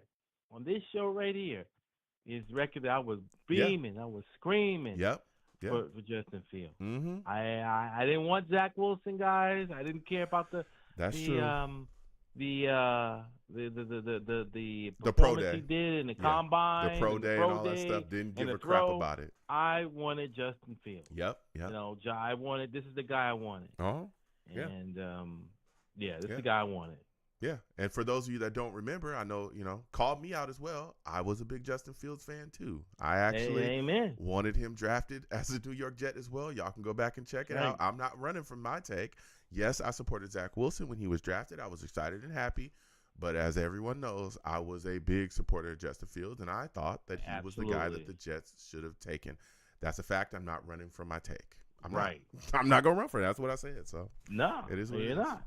Right. So this is what it is. Yeah. So Justin Fields is here now, Chris, and you're excited about it. And again, I think he's a good bridge option. Okay. I don't know as of right now. I want to put this out here. As of right now, I don't know. We don't know what Justin Fields is going to be within this off. We don't even know really what the Jets offense is going to look like, to be honest. We know it's going to be a West Coasty kind of thing, but again, Tanner Engelstrand is here. As of right now, we're looking at Justin Fields as a bridge guy, a guy that's going to be able to hold the fort, give us some solid play as we look for our young quarterback. But he's got some real ability, right? And to me, Chris, I'm looking around and I'm saying I've seen Geno Smith go other places and then things work out. I'm seeing Sam Darnold go other places, and we've seen things work out for him with the Vikings. Now he's over there with the Seahawks, which is crazy. Geno leads the Seahawks. He goes over there. Two former Jets quarterbacks. We saw it work out with Ryan Tannehill. He moved around and then really made his home in Tennessee, and things got going there, and they got cooking and really competed. Is that something that when you look at Justin Fields, you think that can be done here? Do you think that this is the place where we'll see Justin Fields connect and be the right fit and really be able to push with the New York Jets to possibly be a guy that we could see eventually lead us to a playoff berth. And here's the thing about the NFL that people don't understand, and it's about arrogance. And what I mean about arrogance is, if you have an offensive coordinator that swears by his system, that puts in the system, even though he feels that the system is great, instead of telling the offense after what the quarterback can actually do, then it's not going to work. One of the problems that Justin Fields had is that he had offensive coordinators that tried to fit him in a system that he didn't really fit in. So I think that Aaron Glenn understands. Listen, to all the Jet fans that don't say, hey, this guy, he knows this fan base. When I mean Joe, he knows this fan base. I just came from Uniondale, Long Island. Shout out to Jim's Deli. That was a Jets practice facility for years. That's where Aaron Glenn started. Jets, he knows this fan base. He knows exactly what you're thinking. He knows exactly what he knows. He knows us. He was around there when buses of the Jet fans were rolling around. You guys suck. He knows this fan base. You know what I'm saying? He knows what the expectation is here. He knows what we expect, and there's no excuses for this guy. And that's what it's in. But I think that he bringing in this guy, I think he knows to tailor the system around the quarterback, and I think that it should be good. I'm not going to say they're going to win 50 games, but I think that it's going to be exciting football. I think the team's going to play very hard. I think we're going to get the best out of the team every week. I think people ain't going to be taking plays off. This guy is a Parcells guy. Yeah. And Parcells made guys practice 3-4 times a day. Mm-hmm. And he was very hard on the team. Mm-hmm. And I seen it myself, Joe. Mm-hmm. So this team's going to play. Mm-hmm. If you can't play, you're not playing for Aaron Glenn, man. Mm-hmm. No, yeah. And that's what we need. We need a guy that has some discipline. I don't know if you have a headset on, Chris, or something, but it's making a little bit of like a little bit of a noise in your audio. If you can kind of correct that situation, because you're giving us some. Okay, That's you're giving better? us much better. You're giving us some really good takes. Yeah. The Aaron Glenn being here, being a guy that's going to come in and be authoritative and let people know, listen, this is what it. We've already seen it. He's let the media know. Look, I'm not playing these games that y'all want to play. I'm just not. I've been here before. I know what y'all gonna try to do. Like, listen, and he even told people, I am not Bill Parcells. I am Aaron Glenn. He let them know off the bat, like, we're not gonna play these games. So, again, we'll see what happens this year.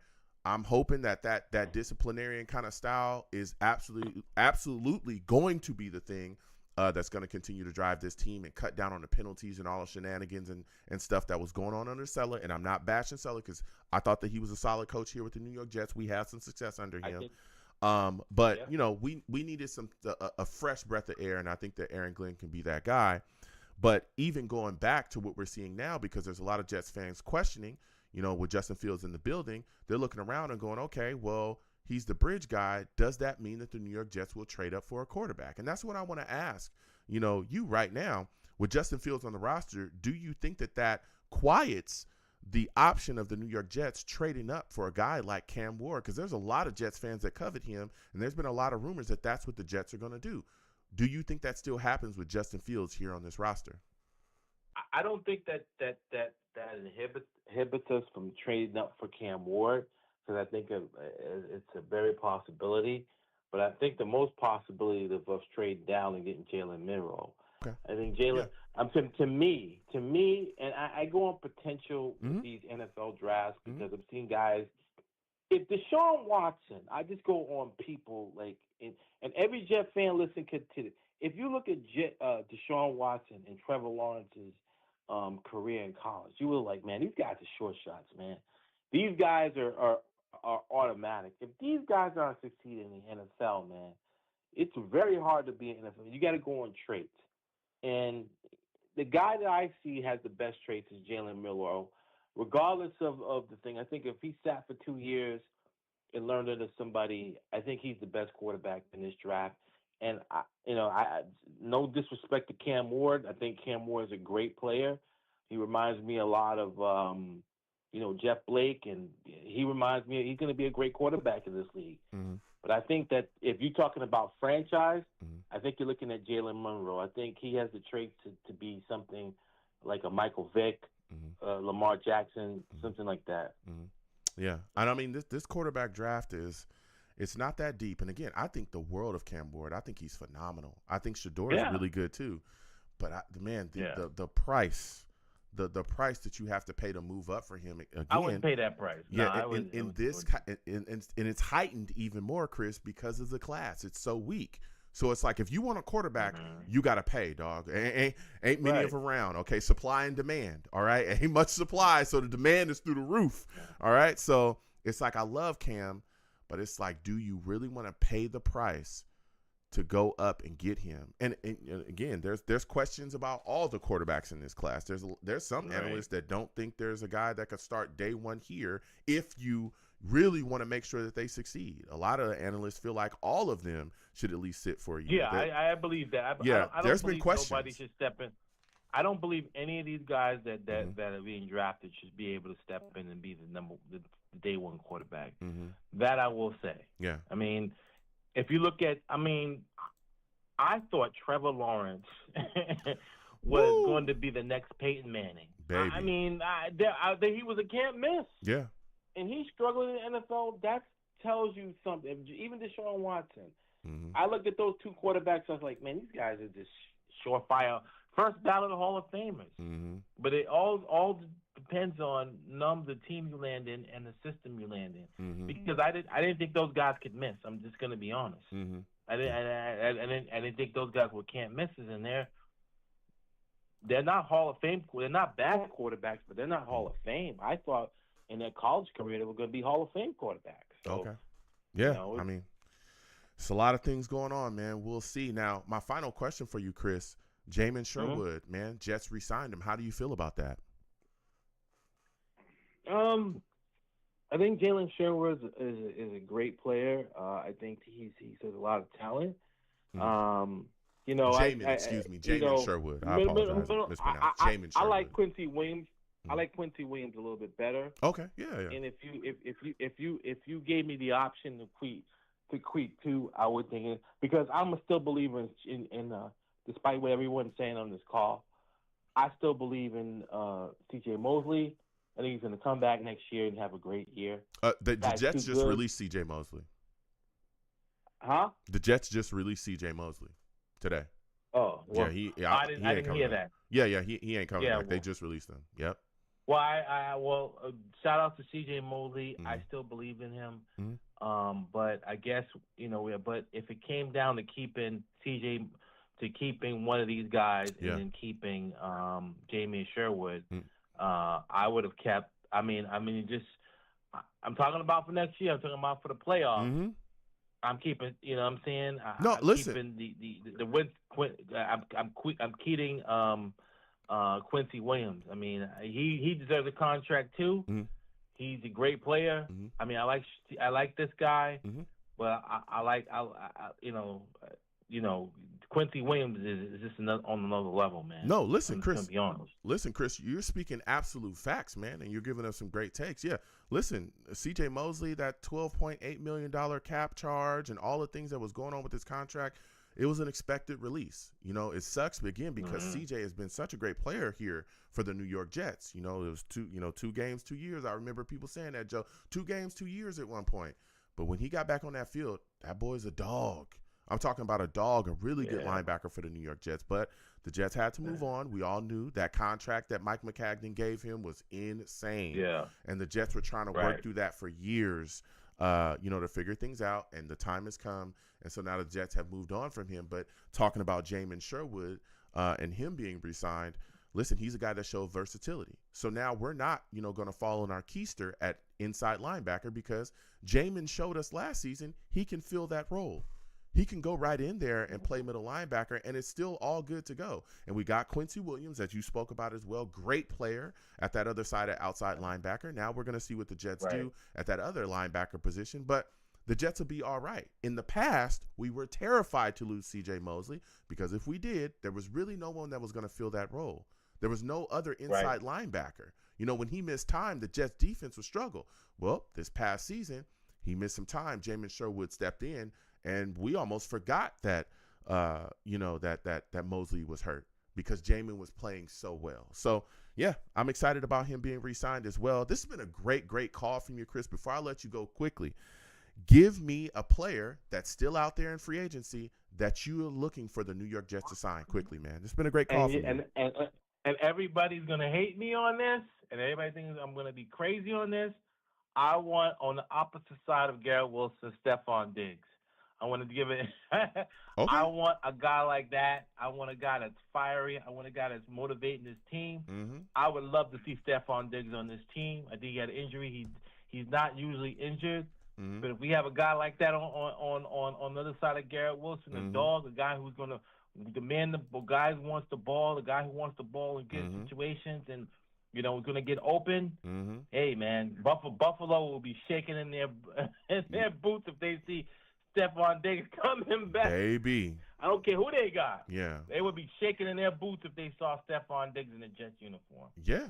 Listen, Stephon Diggs is an option. I know a lot of people talk about, the upstairs stuff that maybe he's a little, he's a guy that's fiery and can, really rub some people the wrong way. But I'll tell you what, Stephon Diggs, it's an option to be out there. We'll see. But we do need to address that wide receiver position. You're absolutely talking facts, Chris. Listen, next time I have a show, Chris, I want to hear from you, man. You always come up with some good takes, man.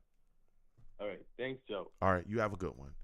Listen, man, Chris talking that talk. Again, we'll get back to the callers. Charlie from Baltimore, I'm coming to you next, Charlie. I'm coming to you next, okay? We're getting to everybody tonight. Again, I apologize.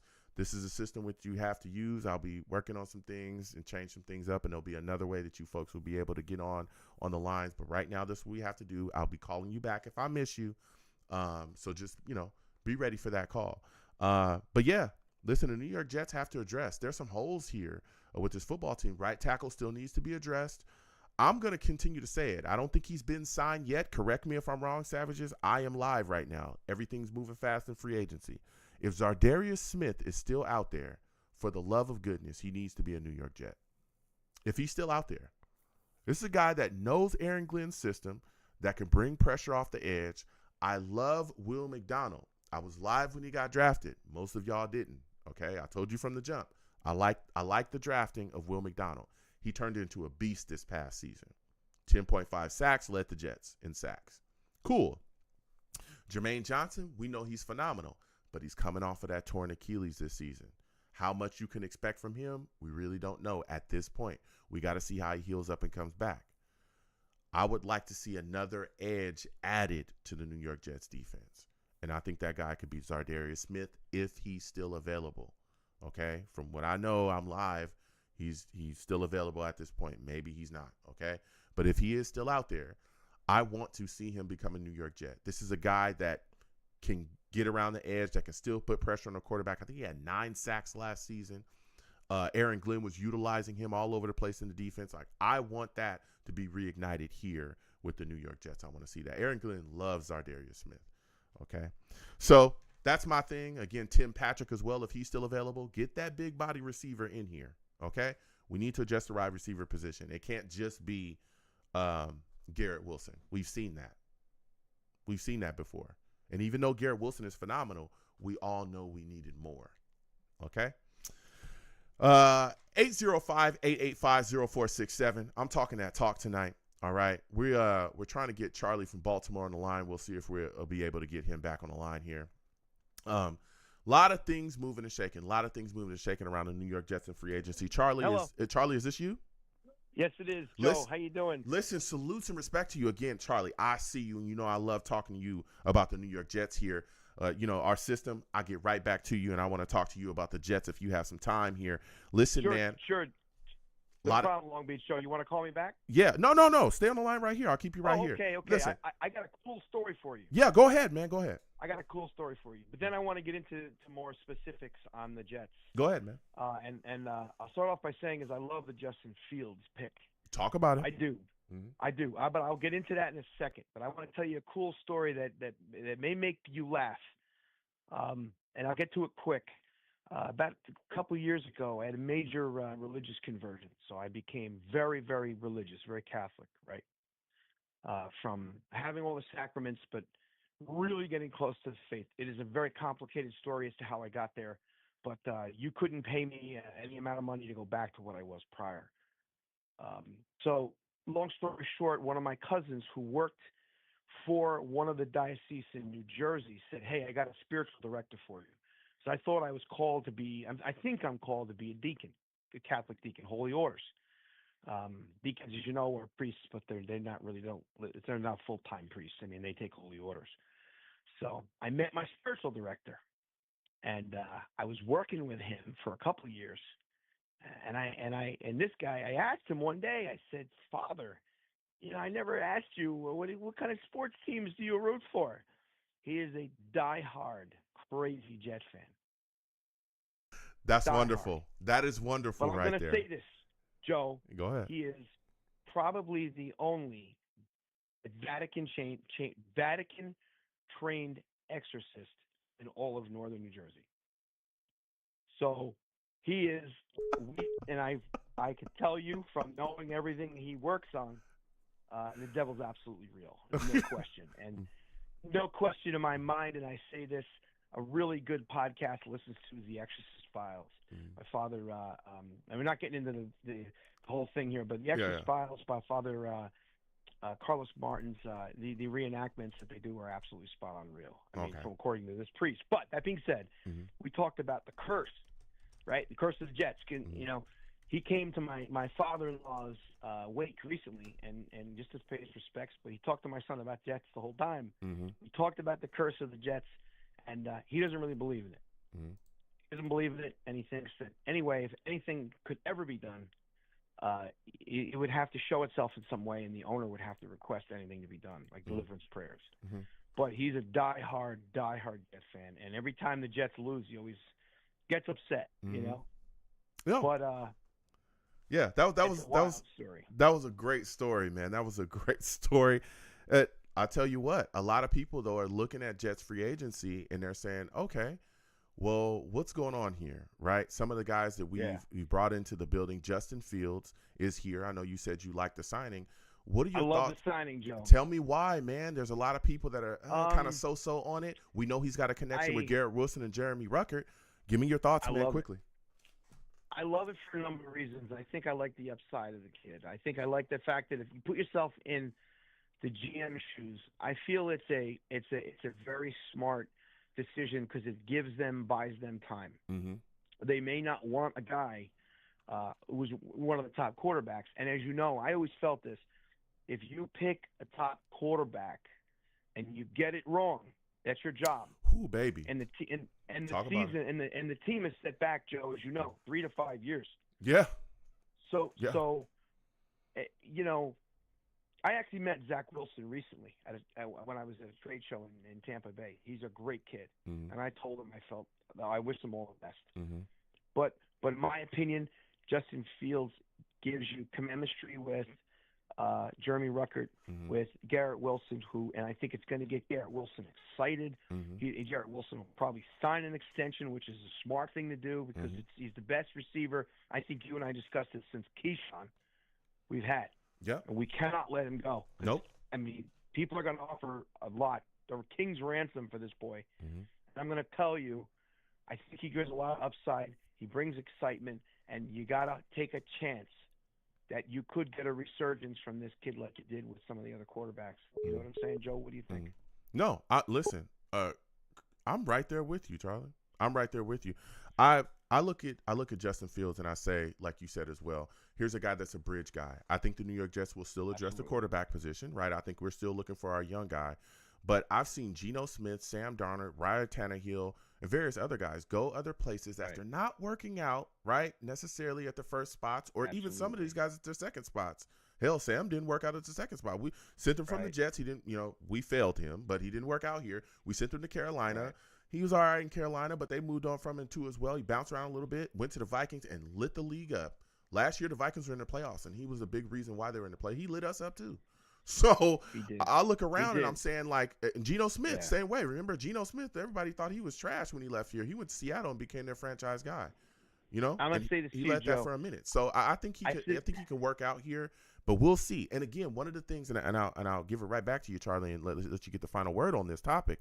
But one of the things that I love about Justin Fields is not only is he a guy that can be solid from the pocket, but his ability to move. The fact that he can run gives us something that we haven't had in years, Charlie. I know you know. Yes, a mobile quarterback. We are now stepping into the present day NFL where guys like Jaden Daniels, Lamar Jackson, various other quarterbacks render you literally defenseless because they can utilize their feet to move, not only extend plays, but literally make plays, RPOs, QB keepers, stuff like that. Josh Allen does it to us on a yearly basis. Absolutely, on a yearly basis, we see him take off running, and there's nothing we can do about it. That's why they've been doing what they've been doing. So I like the signing. I'll give you the final word on this topic, Charlie. Give me your thoughts. Joe, I'm going to comment on what you said and further what you said. You look at the trend in the NFL right now. I had this conversation with one of my customers, Fred, who played for the Redskins and pro ball, right? I had this conversation. The NFL is going in the direction of dual threat quarterbacks that tend to be African American, which to me is a good sign. Look at our. I'll give you a case in point. Look who won the Super Bowl. Look at Lamar Jackson. Yeah, Look at the Hurts. boy in Washington. Go down the line. Jalen Hurts. I love the boy. I'm so happy for him. I have his rookie card, by the way. Look at our quarterback room. All three of them are African American, dual threat quarterbacks. And to me, I don't even want a white quarterback now. Well, that's to me, that's the pedigree. I don't even want a white quarterback. I get nervous. I'm like, I don't want to. I'm not kidding with you. Yeah, I hear what you're saying, Charlie, but we gotta because this is YouTube, so we gotta watch it. Look, I welcome all quarterbacks. Okay, I welcome all quarterbacks here. Aaron Rodgers is just our quarterback. I like that stuff, but like you said, the dual threat stuff is where the NFL is going. Right, and we're seeing it. We're seeing guys be utilized. Patrick Mahomes, unilateral. Everybody pretty much admits that he is the best quarterback in the league. Not only can Patrick Mahomes dice you up from the pocket, but he can take off from the pocket as well. This has been a great call from you, Charlie. Give me your thoughts. Again, is there a free agent that you covet that's still out there that you want to see the Jets grab? Give me that. I have been watching this very carefully. First of all, I apologize. I didn't mean to offend. No, go ahead. Offend anyone else. I just say that from a quarterback side, you see the trend in the NFL. You see where it's going. It's the trend of where I'd like to go in terms. And I'll say this before I go off the phone. I say I want another receiver. I really wanted Devontae Adams to stay, but I know from the contract standpoint it wasn't going to work. The last caller had said, I forget, Stephon Diggs. To me, that would be wonderful. I think they need another receiver to give them more flexibility in the draft because then if you go into the draft, right, and you're the GM, you can really take best player available. You can just take best player available. My gut feeling now after losing Morgan Moses, which is devastating. I love him. I'm crushed now. Oh, I'm hurt. Yep. I love Morgan Moses. I was one of my favorite players on the offensive line. I think they're going to go tackle in the first round. Oh yeah. I'm guessing. Or defensive line. Tackle or defensive line. It's either one or the other. Yeah. But I think you're going to see this. I'm going to give you my last prediction. In the draft, you're going to see, my gut feeling is you're going to see an offensive lineman high. You're going to see a defensive lineman, maybe a tackle, not tackle, what the heck do they call it? A defensive, a centerman, a center defensive lineman. I'm sorry, it's late. I'm tired. Are you a defensive tackle, or are you talking about edge? Defensive tackle. A defensive tackle. A defensive tackle. You're going to see a defensive tackle. You see somebody in the middle, a run stuffing guy. You're going to see a defensive tackle. You're going to see an offensive lineman high. You're going to see a defensive tackle high, and you're going to see, I believe, a receiver or a tight end. Because we have the running backs, I believe they're not going to take high. They've got 3-4 options there. With Braylon Allen, Breece Hall. They're not. I don't think they're going. I think that they're relatively pleased with what's there. To me, I would get a receiver, D tackle, offensive line, top 3 picks to take. And apparently, their third round pick is very high now because of the trade that took place. So either they're going. Yes. I don't think Joe. They're going to trade up or down. They're going to stay where they are. Well, they're going to take the top 3 talent players on the board. It's going to be interesting because, again, if Shedeur Sanders is there, but there's some options. Right. There's some options as well for them to trade down too. And I think if Shedeur's it good. makes sense, I think they'll make those moves. But what you're talking about with tackle, especially with Morgan Moses being gone, I can see happen. Charlie, I got to slide off. Next time I have All a right, show, man. I want to hear from you, all right? You too, pal. I always All right. look for your show, and I try to go on when I can. Absolutely. Thanks a lot, Thank Joe. you so much. You have a good one. Listen, Charlie coming on and giving us some takes. We're going to keep things moving. We're going to keep things moving. Again, if I miss you, I apologize. I'm going to call you back. 862, I'm coming back to you in a second. Hopefully we are able to get you on the line. Listen, there's a lot of things moving and shaking and surrounding the New York Jets right now and what's going on in the draft. Because free agency, the way that it's panning out and how things are happening, right, we're all hoping that we can get something in here in this draft that is going to make sense for the Jets, right? But free agency is kind of setting that up. We're seeing what holes that they can fill, who we lose, how things are looking. And from that standpoint, there's a lot of Jets fans right now that are not necessarily excited with what they've seen. They're not necessarily excited, okay?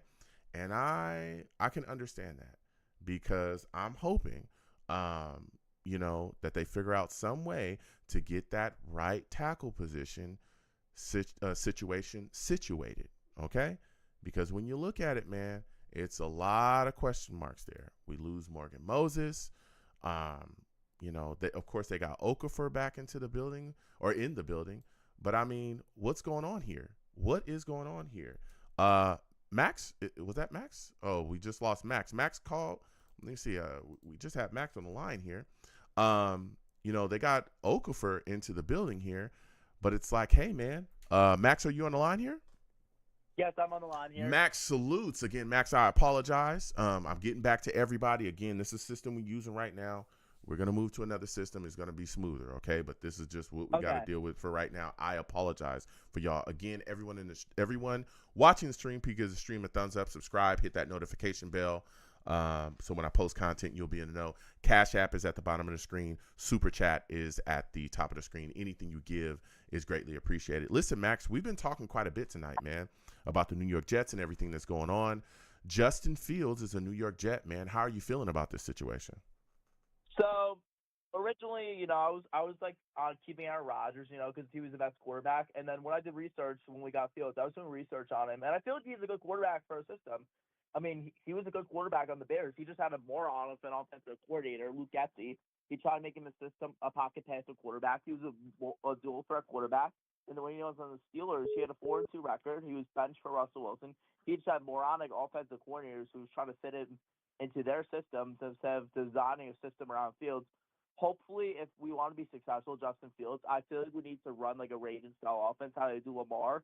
Because, I saw like a get-up take with Greenberg, and then they said Lamar Jackson is the best rushing quarterback in the NFL. With time, Justin Fields could be the second best rushing quarterback in the NFL. So we need to run like a Ravens-style offense. Lamar have like a RPOs, quarterback sneaks. So we need to run that into our offense.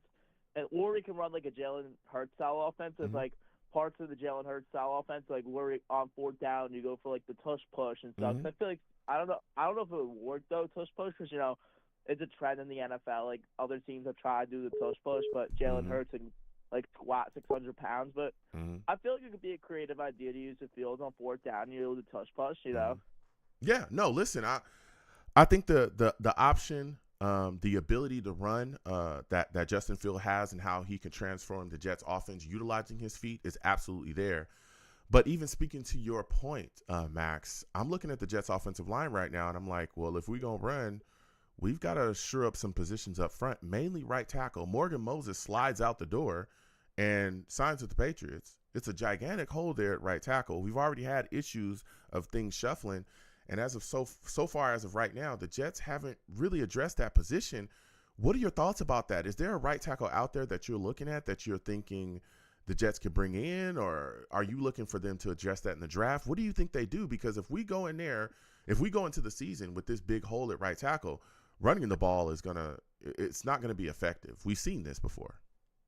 I feel like, that we could address right tackle in free agency or the draft. There's some good right tackle free agents, For example, the Patriots one, he's a good depth piece. It's always good. I feel like people are complaining about it, but I feel like, we need depth. The problems with the previous Chef team is that you know, we didn't have depth at right tackle. So when like an offensive lineman got injured, like we would have no depth. Like Carter Warren could be a decent right tackle. I mean, he wasn't like that bad. He could be a good developmental piece. You know, he learned under Morgan Moses, so Carter Warren could be like a right tackle in the future. You know, maybe he's learning enough from Morgan Moses to be a good right tackle. That's just my thoughts on it. Yeah, and there's some Jets fans that aren't necessarily happy as well with the the signing of Brandon Stephens, man. Like, I, for one, it was a little bit of a head scratcher to me. He's not like the best corner, so I'm a little concerned about that other cornerback position as of now. But hopefully Aaron Glenn will be able to coach him up. What are your thoughts on the signing of Stephens? Do you think he's a guy that can come in here and be solid? Do you think that he's a guy that can come in here and be DJ Reed-like? So I think it's after drafting a corner because, you know, I heard like I saw him on Instagram, you know, he's not a good corner and stuff. And I feel like, you know, with this position, I feel like Aaron Glenn will probably convert to safety. I feel like with this move, we might get a corner in the draft like Will Johnson. But, you know, I feel like there's a lot of things you could do, number 7. Like, there's a lot of options you could do. You could draft a wide receiver out of Alabama, Torrey McMillan. I think he's a good wide receiver prospect. You know, I haven't looked up much in the draft. Mason Graham is a good prospect, you know. He's probably like he could if you pair him up with Quentin Williams, like imagine that on our defense. And Will Johnson's a really good corner. I mean, he could potentially be the best corner duo with Sauce, you know, and Isaac Wilson. So, you know, it'd be a good corner duo. Yeah, yeah. What are your thoughts about Jamin Sherwood being re-signed? I think it's a good move. You know, Sherwood was a good defensive guy. He was a good leader. Like, you know, he stepped up when C.J. Mosley was injured. So I feel like it was a good move. You know. He's a good linebacker, you know. He was good for our defense. And, you know, a lot of these players underperformed, and Sherwood was a good defensive player, even when our defense underperformed. That's just my thoughts on it. Yeah. So my final question for you, Max, and you're giving us some great takes. Man, is there a free agent out there that you're looking at and you're saying, hey, the Jets have got to get this guy? Is there a guy that you want to see the New York Jets grab that's still available out there? So I feel like we need to get Cooper Kupp, and the reason why I feel like because he could be a really good slot receiver. He could be a good number 2 wide receiver. Mm-hmm. On the Rams, he was a good wide receiver pair under Puka Nacua. And if the Jets don't really sign Cooper Kupp, like I feel like it's a mistake. Like he's on a Super Bowl caliber roster with the Rams. He's a Super Bowl winner. He could be a good leader. You know, he's very humble. You know, he's a very good slot receiver, 5th-round player. And, you know, I feel like he could be a really good slot receiver. Another good option is Stephon Diggs. I mean, I don't think Stephon Diggs is my number 1 because I feel like he's a good wide receiver. But my problem with Stephon Diggs is he's like a lot of times like a diva. If he doesn't get the ball, he'd be complaining in the locker room, and I do not want like a diva in our locker room. I feel like my number 1 is Cooper Kupp. I feel like my top receiver option is Cooper Kupp because I feel like he can be a really good slot receiver for us. And then if we get to Torrey McMillan, imagine this offense: Garrett Wilson to Torrey McMillan. We have Cooper Kupp. Like, that would be a crazy offense. No, yeah. So before I let you go, give the Jets currently, right? I want you to give me your letter grade for the New York Jets free agency as it stands currently, man.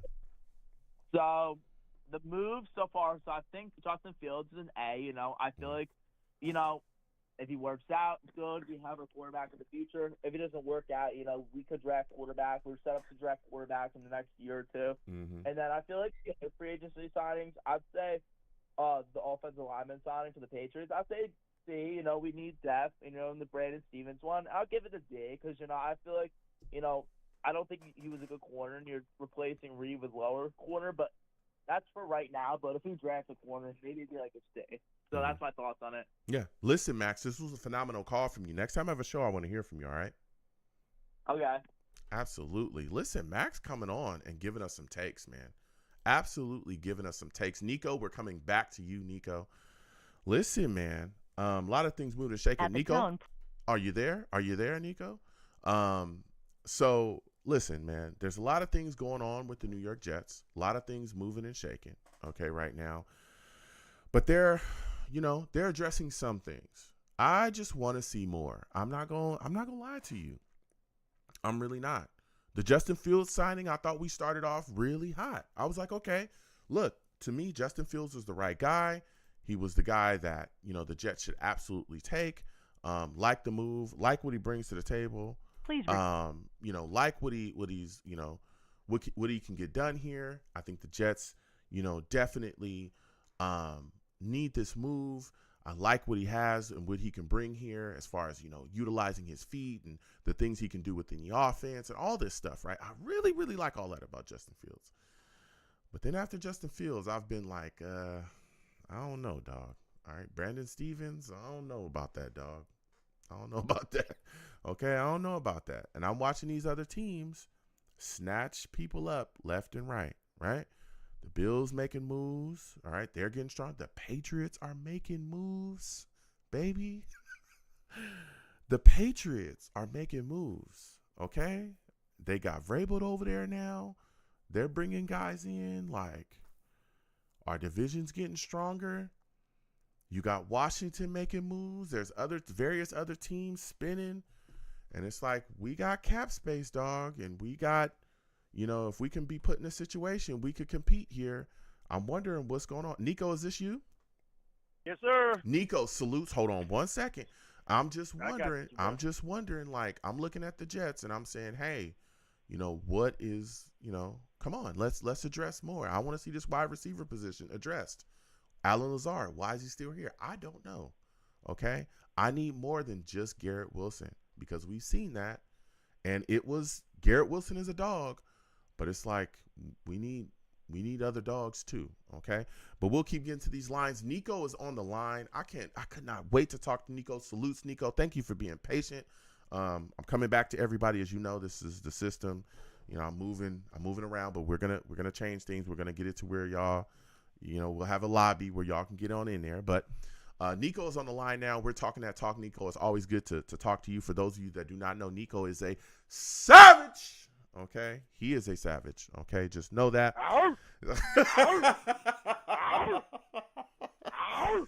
He gave us a couple barks as well. I respect it. Listen, Nico, Justin Fields is a New York Jet. How are you feeling about it? Okay, listen. I'm going to keep it real with you. Come a little bit closer. I don't know if you're on a headset, but come a little bit closer to the phone. Let me turn it off. Okay. Yeah, look, come a little, because I want to be able to hear you. Talk, Nico. We can't hear you. If you're talking, we can't hear you. But while Nico figures out that situation, he gave us a couple barks early, I guess. Yeah, we can hear you now. Yeah, we can hear you beautifully. Go ahead with your take. All right, so when they let Aaron go, I was kind of very disappointed. I didn't keep up with none of this news going on, man. It really was heartbreaking, because I'm like, the man wanted to take a pay cut. He wanted to play, but they let him go. I still don't know what the reason is, but okay. They bring in Justin Fields, young guy, and there's a lot of upgrade to him.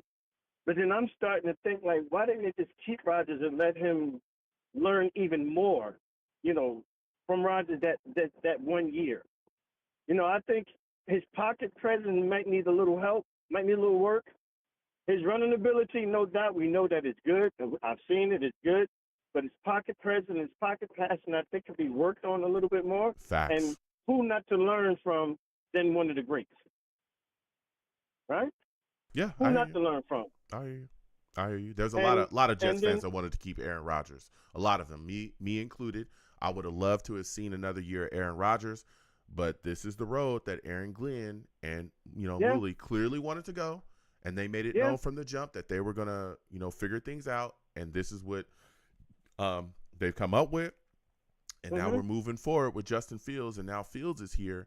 And I'm looking at this situation, Nico, and I'm saying, like you said as well, the pocket presence and stuff in the pocket can be cleaned up a little bit. And again, we got Tanner Engelstrand, Charles London. We got a host of, people in the coaching staff that is going to be working with him with that. And this new offense that they're bringing in, West Coasty kind of stuff, a lot of innovative stuff that they were doing in Detroit, I'm sure is going to be brought here as well, right? And I think that they can really set Justin Fields up for success. But, I'm looking at the Jets offensive line right now, and I'm like, bruh, like, right tackle position is wide open. Morgan Moses, not here. And I'm concerned at this point. Oh, man. I'm concerned, bro. I'm saying, I'm concerned, bruh. I'm concerned. Are you concerned? Do you think that the Jets will just address this in the draft, or is there a right tackle out there that you're looking to bring in? Because Okafor, I get the Jets signed him, but he's not a guy that I want starting. I need something solid, something something concrete out there that's really going to stand up, because you and I, as Jets fans, have seen what happens when you don't properly protect your quarterback. That's what cost us the first year of Aaron Rodgers, and we saw the Jets offensive line struggle at times this year. What are your thoughts about the hole at right tackle, Nico? I was liking that guy that you said he used to play for Detroit. I can't remember his name. I liked him. I'm hoping they can snag him. Look, you got to have an offensive line. You got at least to do some type of blocking. At least some type of blocking. That was our problem last year, the problem the year before. I think that's been a problem for the Jets for a minute. It ain't even just last year, the year before. I don't know what right tackle they can to put in there, maybe get a free agent or maybe just address it in the draft. But whoever they pick has got to be ready to play. Got to have a good head on their shoulders of how to block, when to block, and what to block. Because we all finding out right now, if we haven't found out, that coaching is everything. If you got the right coaches in your organization is going to go far. Yeah. You said a good point. You said Justin Fields got the right people around him. Mm-hmm. Do we have the right people now for the Jets? Is this the right group of coaches that we have? Is this what we've been waiting for? We're going to find out in this first year what this staff is going to be all about. Yep. Then we're going to know if Justin Fields is going to be our quarterback for the next 10 years. Who knows? Yeah. I mean, we'll see. The key thing in any football team, we all know now, is the right coaching. That staff that we had last year wasn't good staff.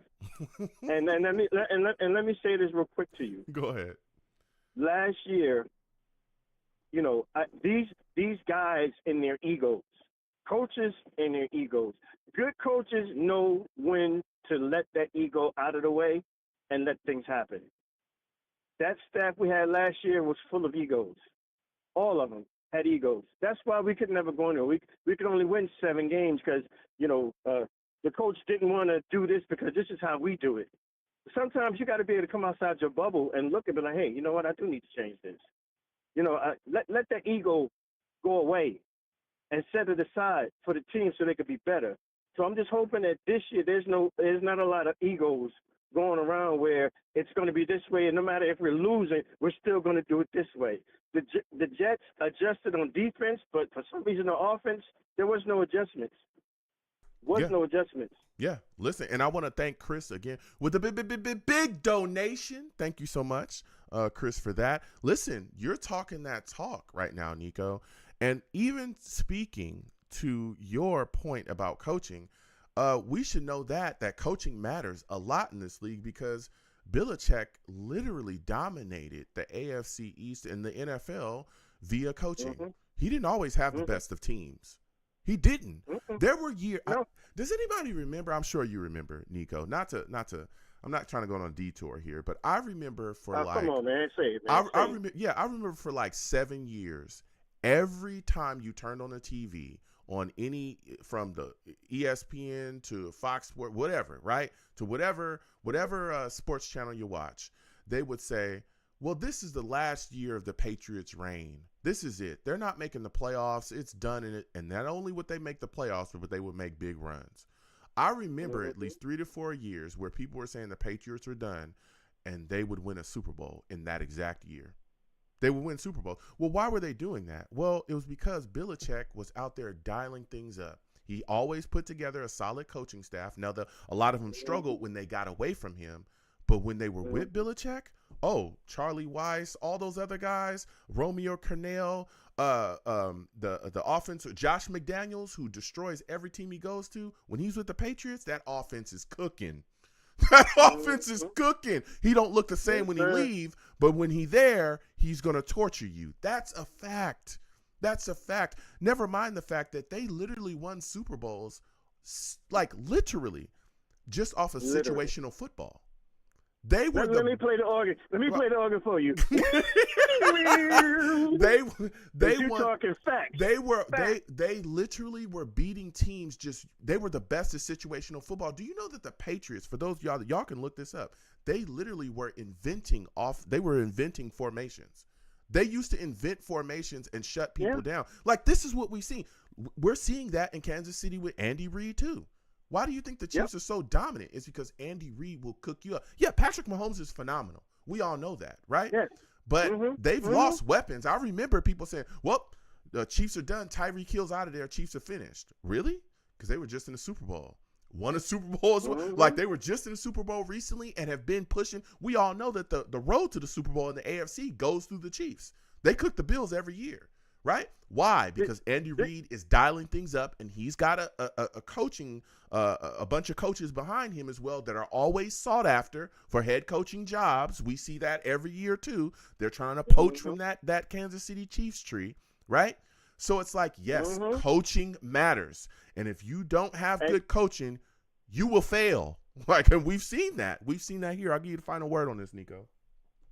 Let me give you an example. Remember that year where McDaniels left and they still were good? Yes. Their offensive coordinator left and they still were good. Was kicking butt. Still kicking butt. And yes, that's why I say coaching matters. Yeah. And that's why I say this year we're really going to see what this staff is made of. And you got to know it goes from the head coach to the offensive coordinator to the offensive lineman to the defensive lineman to the running backs coach to the cornerbacks coach, even down to the strengthening coach. Everybody has to play their role in that coaching staff. That's going to make your team a dynasty team. That's like you said, the Patriots, they became a dynasty team because of their coaching. Yeah. So let's see. I mean, this will be the first year. I just want to see what happens. I want the brother to do good. I want Fields to do good. I think he's good. I just, like we both said, that pocket awareness got to be a little bit better. A little bit better. Maybe like they said, maybe him playing back with Wilson is going to make him, maybe it's just going to make him more happier. Yeah. Yeah, and we'll see. Like you said, because that connection with Garrett Wilson and Jeremy Ruckert, that's something that's there. So maybe that's something they can work off of. And again, the Jets are going to continue to address some things, but I still think that there's some players that they could grab up out there. And that's going to be my final question for you, Nico. You look at this situation. Is there a free agent out there that you covet, man? Is there a guy that's still out there that you're like, hey, Jets, you got to make it happen. You got to grab that guy up?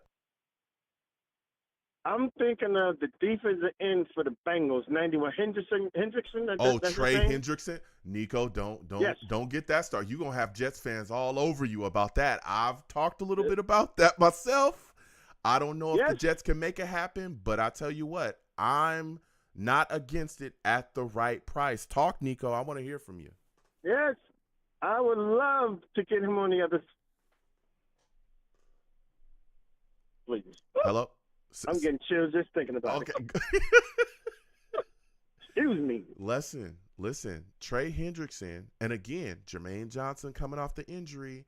We'll see what happens, right? You bring in another edge, it kind of eases the pressure off of him a bit. We already know Will McDonald, that boy is really turned into a monster. Now we're going into year 3 where he's going to be even better, presumably. You add Trey Hendrickson.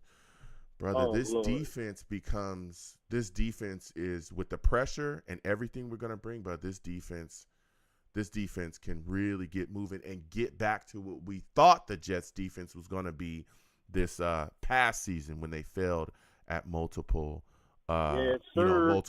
So, Nico, let me give two more things, and then I'm going to go ahead.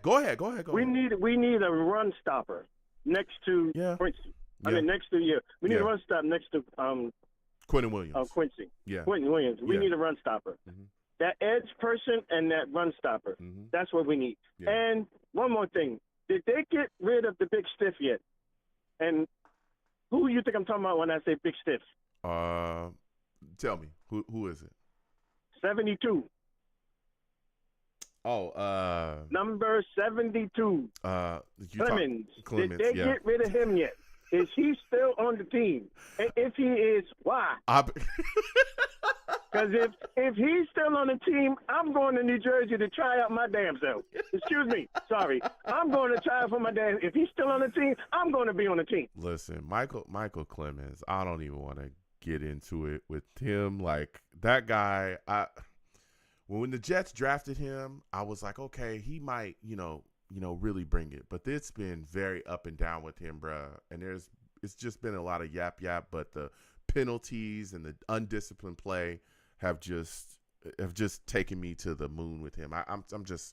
I'm tired of Michael Clemens. I truly am. And then you watch on the field, he's getting pushed around and run in the run game. It's like, come on, man. It's ridiculous. Absolutely ridiculous. Before I let you go, Nico, quickly, as of right now, right, give me a letter grade for the New York Jets free agency, A through F. Where do you grade the Jets standing right now? I'm going to say a B. Okay. I thought they would have plucked the wide receiver, but at least. Okay. I don't know if they're waiting for the draft, but I thought they might have plucked one of these receivers. Okay. Yeah. I thought they would have plucked one of them. That's what I'm hoping. Listen, Keenan Allen, Tim Patricks. We got people calling in talking about Stephon Diggs. Yeah, they need to address that. Yeah, I like that take that the brother said earlier about Stephon Diggs. Yeah. That would be a good match. Having these two guys on the ends. Yeah.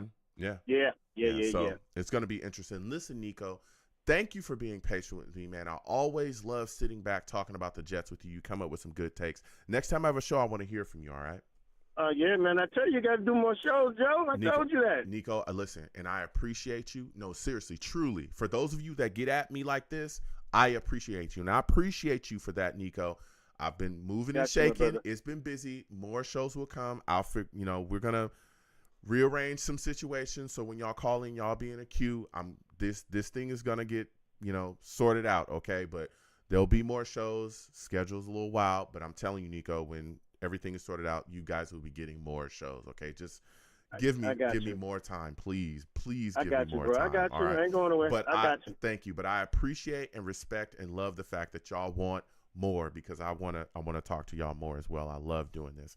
So Nico, thank you. Okay, next time I have a show, I want to hear from you. All right, my friend.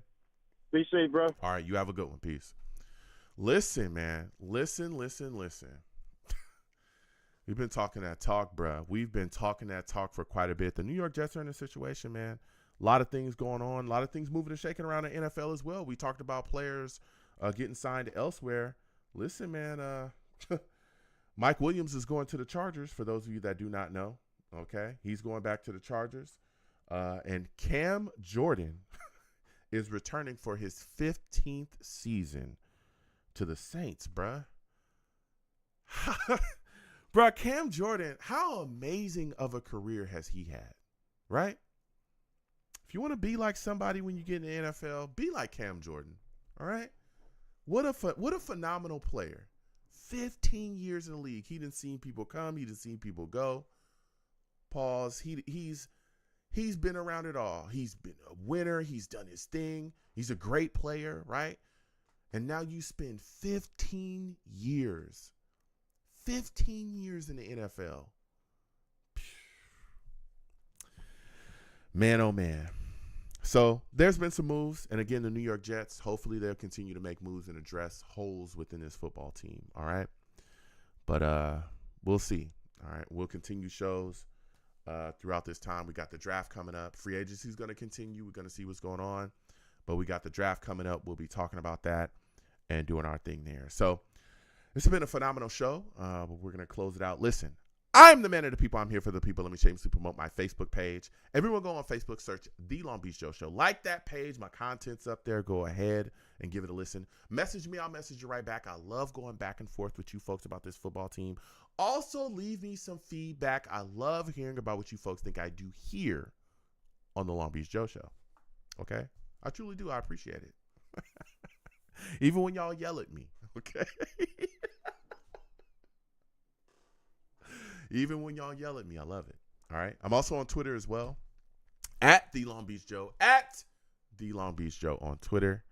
Go ahead and follow me. I'll follow you right back. You want to troll me? No issues.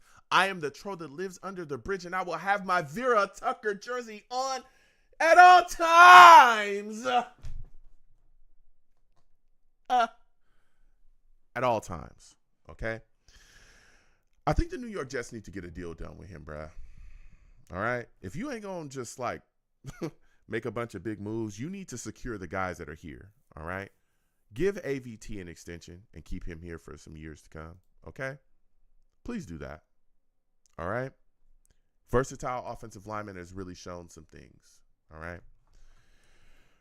I'd like to get Garrett Wilson, get him a deal done as well. Keep him here to be a Jet, but we're talking about Vera Tucker right now. All right. Keep him here. Okay. And Garrett Wilson as well. But we're talking about Vera Tucker. Okay. Fight on. All right. So if you want to troll me, I'll be under that bridge with Vera Tucker. Also, I'm on YouTube as well. Please, again, subscribe to my YouTube. All right. Long Beach Joe Jets. Long Beach Joe Jets is the YouTube. Go on over, subscribe, hit that notification bell so when I post content, you will be in the know. Also, give the video a thumbs up. All right. Share it across the social media with your friends and your family as well. All right. I appreciate that. And you want to troll me, get in the comments, and I'll troll you back as well. And as always, people, all right, when you see me in person, because you do see me in person, bro, I'll be outside. I'm not, I don't run and hide. I don't duck and hide. I'll be outside. All right. So when you see me in person, there's arms out, chest open, free hugs for everyone. Okay. Free hugs for everyone. The hugs will cost you absolutely nothing. I want to thank you folks for taking the times out of your day to chill with your boy, to interact with your boy during the show. Call in. All the savages is in the chat. Salutes to every last one of you. And everybody that, talks football with me, man. I absolutely love it and appreciate it. All right. That's what it's all about. So I want to thank you folks for listening, watching, and interacting with me any way that you do. Until the next time, until the next show, you folks have a good one. Peace. 1 second, folks. Pow. Okay. We should be back. Okay. Listen. Okay. We're going to continue forward. We're going to be having more shows coming up. Again, things are going to get rearranged as well for this, for the call-in stuff. There'll be a way that you folks will come in. You'll be in the lobby. Y'all see. I'll get it figured out. But again, I want to thank everybody that's dealing with the system, the current way that it is. This is what we got to do. But we're gonna get things fleshed out and have a great time. We're gonna continue the shows. I apologize for the little stop-in shows. Your boy's schedule got wild. All right, got very busy. So I want to thank everybody that comes back around and everybody that yells at me. When they want to talk to me, okay? I really, really appreciate that. All of you, all right? All the listeners from overseas and all that stuff, all right? Other people that hit me up, I appreciate it. For those of you that do not know, we do these shows year-round. Oh, let me hit y'all with this. Hold on. My link tree is in the chat. The link tree has links to all of my social media, all of my YouTube pages as well. I have a reaction channel. There'll be more content coming very soon for that. Please get involved with all of that stuff. Please get involved with everything that I'm doing. Subscribe to this channel if you haven't. Videos a thumbs up. If you want to give to the channel, super chats there. Cash App is at the bottom. Anything you give is greatly appreciated. Again, I want to thank Chris as well for giving to the platform tonight. I truly appreciate you. Yeah, man, listen, we're doing a lot of great things over here, and I want to make sure that y'all have every opportunity to get involved with everything that I'm doing. And there's more content coming that I'm going to be doing, and I think you guys, we're going to have a good time, all right? So, but, we gotta go through this. So, yeah, just salutes and respect to everybody. Again, I take callers from everywhere. The only thing I don't allow on my show is cursing. Don't call into my show cursing. I'll get you up out of here. Don't do that. This is YouTube, okay? I love YouTube. I do. I really, really do. All right? And this is a show that young people listen to, older people listen to, all right? Podcasts, all that stuff. Listen here, man. Don't call into my show cursing like crazy because I will get you up out of here. Don't do that. And I'm not saying that, to my audience, but I have to put it out there. People that may come from other places, other spaces, they may not know, so I just want to, put that out there to everybody, okay? Because I know everybody here, that watches and comes on, you're all very intelligent, and you can absolutely, express yourself without using curse words, okay? I know it's a little, the Jets will take you there at times. Trust me, the Jets will take you there at times, but, you gotta refrain. Okay. Gotta refrain. All right. So yeah, we do these shows year round. We have a lot of fun. We'll be doing shows all through the draft and all of that. We'll have a lot of fun doing that. when you call in, please make sure you have a good phone when you call in. Don't call me from a phone you found in a Home Depot dumpster. Don't do that. Okay, call me from a good line. You have a solid connection. You know, and because I want to be able to hear you. If I can't hear you and my audience can't hear you, what can I do? Also, the background noise, can't have that either. Okay, because it's gonna mess up the audio. I can't hear you. So if I can't hear you, my audience can't hear you, then what can we do? All right, this show is all about takes, and I want to hear them. Also, there was people. Don't be afraid to call in here. Okay. You know, I'm a Jets fan just like you're a Jets fan. All right. And even, you know, we have people that call in here that aren't even Jets fans. You know how many Patriots fans, Falcons fans, Bears fans, Raiders fans, Chargers fans, Bucks fans. I got, you know, there's people from all other fan bases that call into here that, you know, talk about the team and sometimes give us a little scoop on their team as well. Okay. But don't be afraid to call in here. I'm not a guy that's going to, you know, destroy people. Okay. Now, if I don't agree with your take, I will let you know that. Okay. And we'll have a great discussion, a lot of back and forth. That's what this is about. So be prepared to defend your position. Okay. But I give my callers more than enough time to speak. As y'all know, I always give my callers the final word because I want to hear from you. But if I don't like your take or I don't agree with it, I'll let y'all know. Heck, y'all let me know. There's takes that I've had that y'all don't agree with, period. Okay? But don't be afraid to call in. I'm not a guy that's going to try to destroy people. I had a discussion with somebody a little while ago that was like, Joe, man, I'm afraid. Why? No need to be. I'm a friend to you. Okay? I'm a friend to you. I do this because I love talking about football with passionate football fans. Okay? Mainly Jets fans. We bleed green over here. Keep it real. As y'all see, and Aaron Rodgers, this guy right here, you know, love and respect to him. He's gonna get removed. Okay. But yeah, you know, that's what it is. Okay. We bleed green here, but you know, it's all about talking football and having fruitful discussions. That's what it's about. All right. Sometimes we yell, it gets passionate. Also, don't try to yell over me. I'll get you out of here. All right. I'll stop that.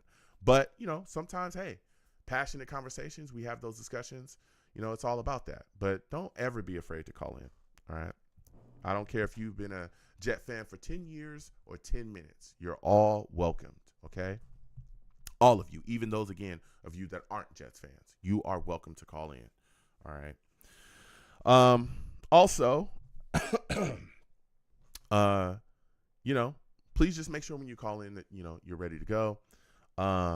We have a great time here. A lot of fun. Again, we'll continue the shows and what's going on, and talk about everything that the Jets have going on. So we have a blast here. So salutes to all the Savage, man. Rusty Spooner, I see you in the building. Salutes. Joe, I see you in the building as well. Joe says, resigning Sherwood is a great move. Salutes, man. Salutes. Salutes to Outlaw. Good to see you in the building as well. Salutes to everybody that came on by, man. Christopher Phillips, salutes and respect to you, man. Salutes and respect to everybody. Colin, salutes and respect to you. South Philly, salutes and respect to you. JC, I see you. JC says, please change the Rodgers photo to Justin Fields. The Rodgers era is over. Yes, JC, yes it is. Okay, you're correct.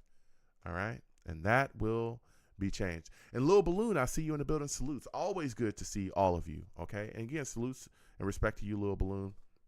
Always good to see you in the building. Okay, and again, I want to thank Christopher Phillips for giving to the platform. I want to thank everybody that donates as well. Okay, Cash App is at the bottom of the screen. Super Chat is up there. Anything you give is greatly appreciated. All right. So yeah, man, we have a lot of fun here. And again, I'll get this situation with the way we take calls. It's gonna get fleshed out. Y'all will see. Okay, y'all will see. Okay. But this is what we're dealing with. And again, I want to thank my entire audience for being patient with the process here. A lot of things going on. So I want to thank y'all. Thank y'all, because, you know, your boy be moving and shaking. All right. So, yeah, we do a lot of things on this channel. We have fun. We also watch live games together when the season comes, when my schedule allows it. So please join me for that. And then after the games, we generally have a live radio show, unless the games are really late.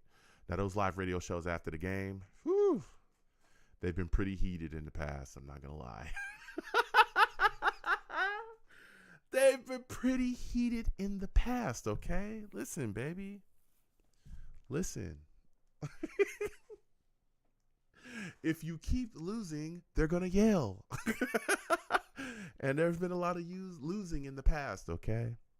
So, yeah, please join us. Again, no cursing on my show, but we have a lot of fun and we do that. Shweta salutes. Good to see you in the building. He says, what's up, Joe? You savage. Salute. Savage. All right. He says, good content, my friend. I can't wait for the draft. Great time to be optimistic. Yep.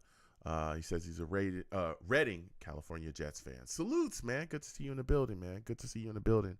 You know what I'm saying? Thank you so much for the kind words about the content. Yeah, we'll see. Draft's coming up. It's a little bit down the line.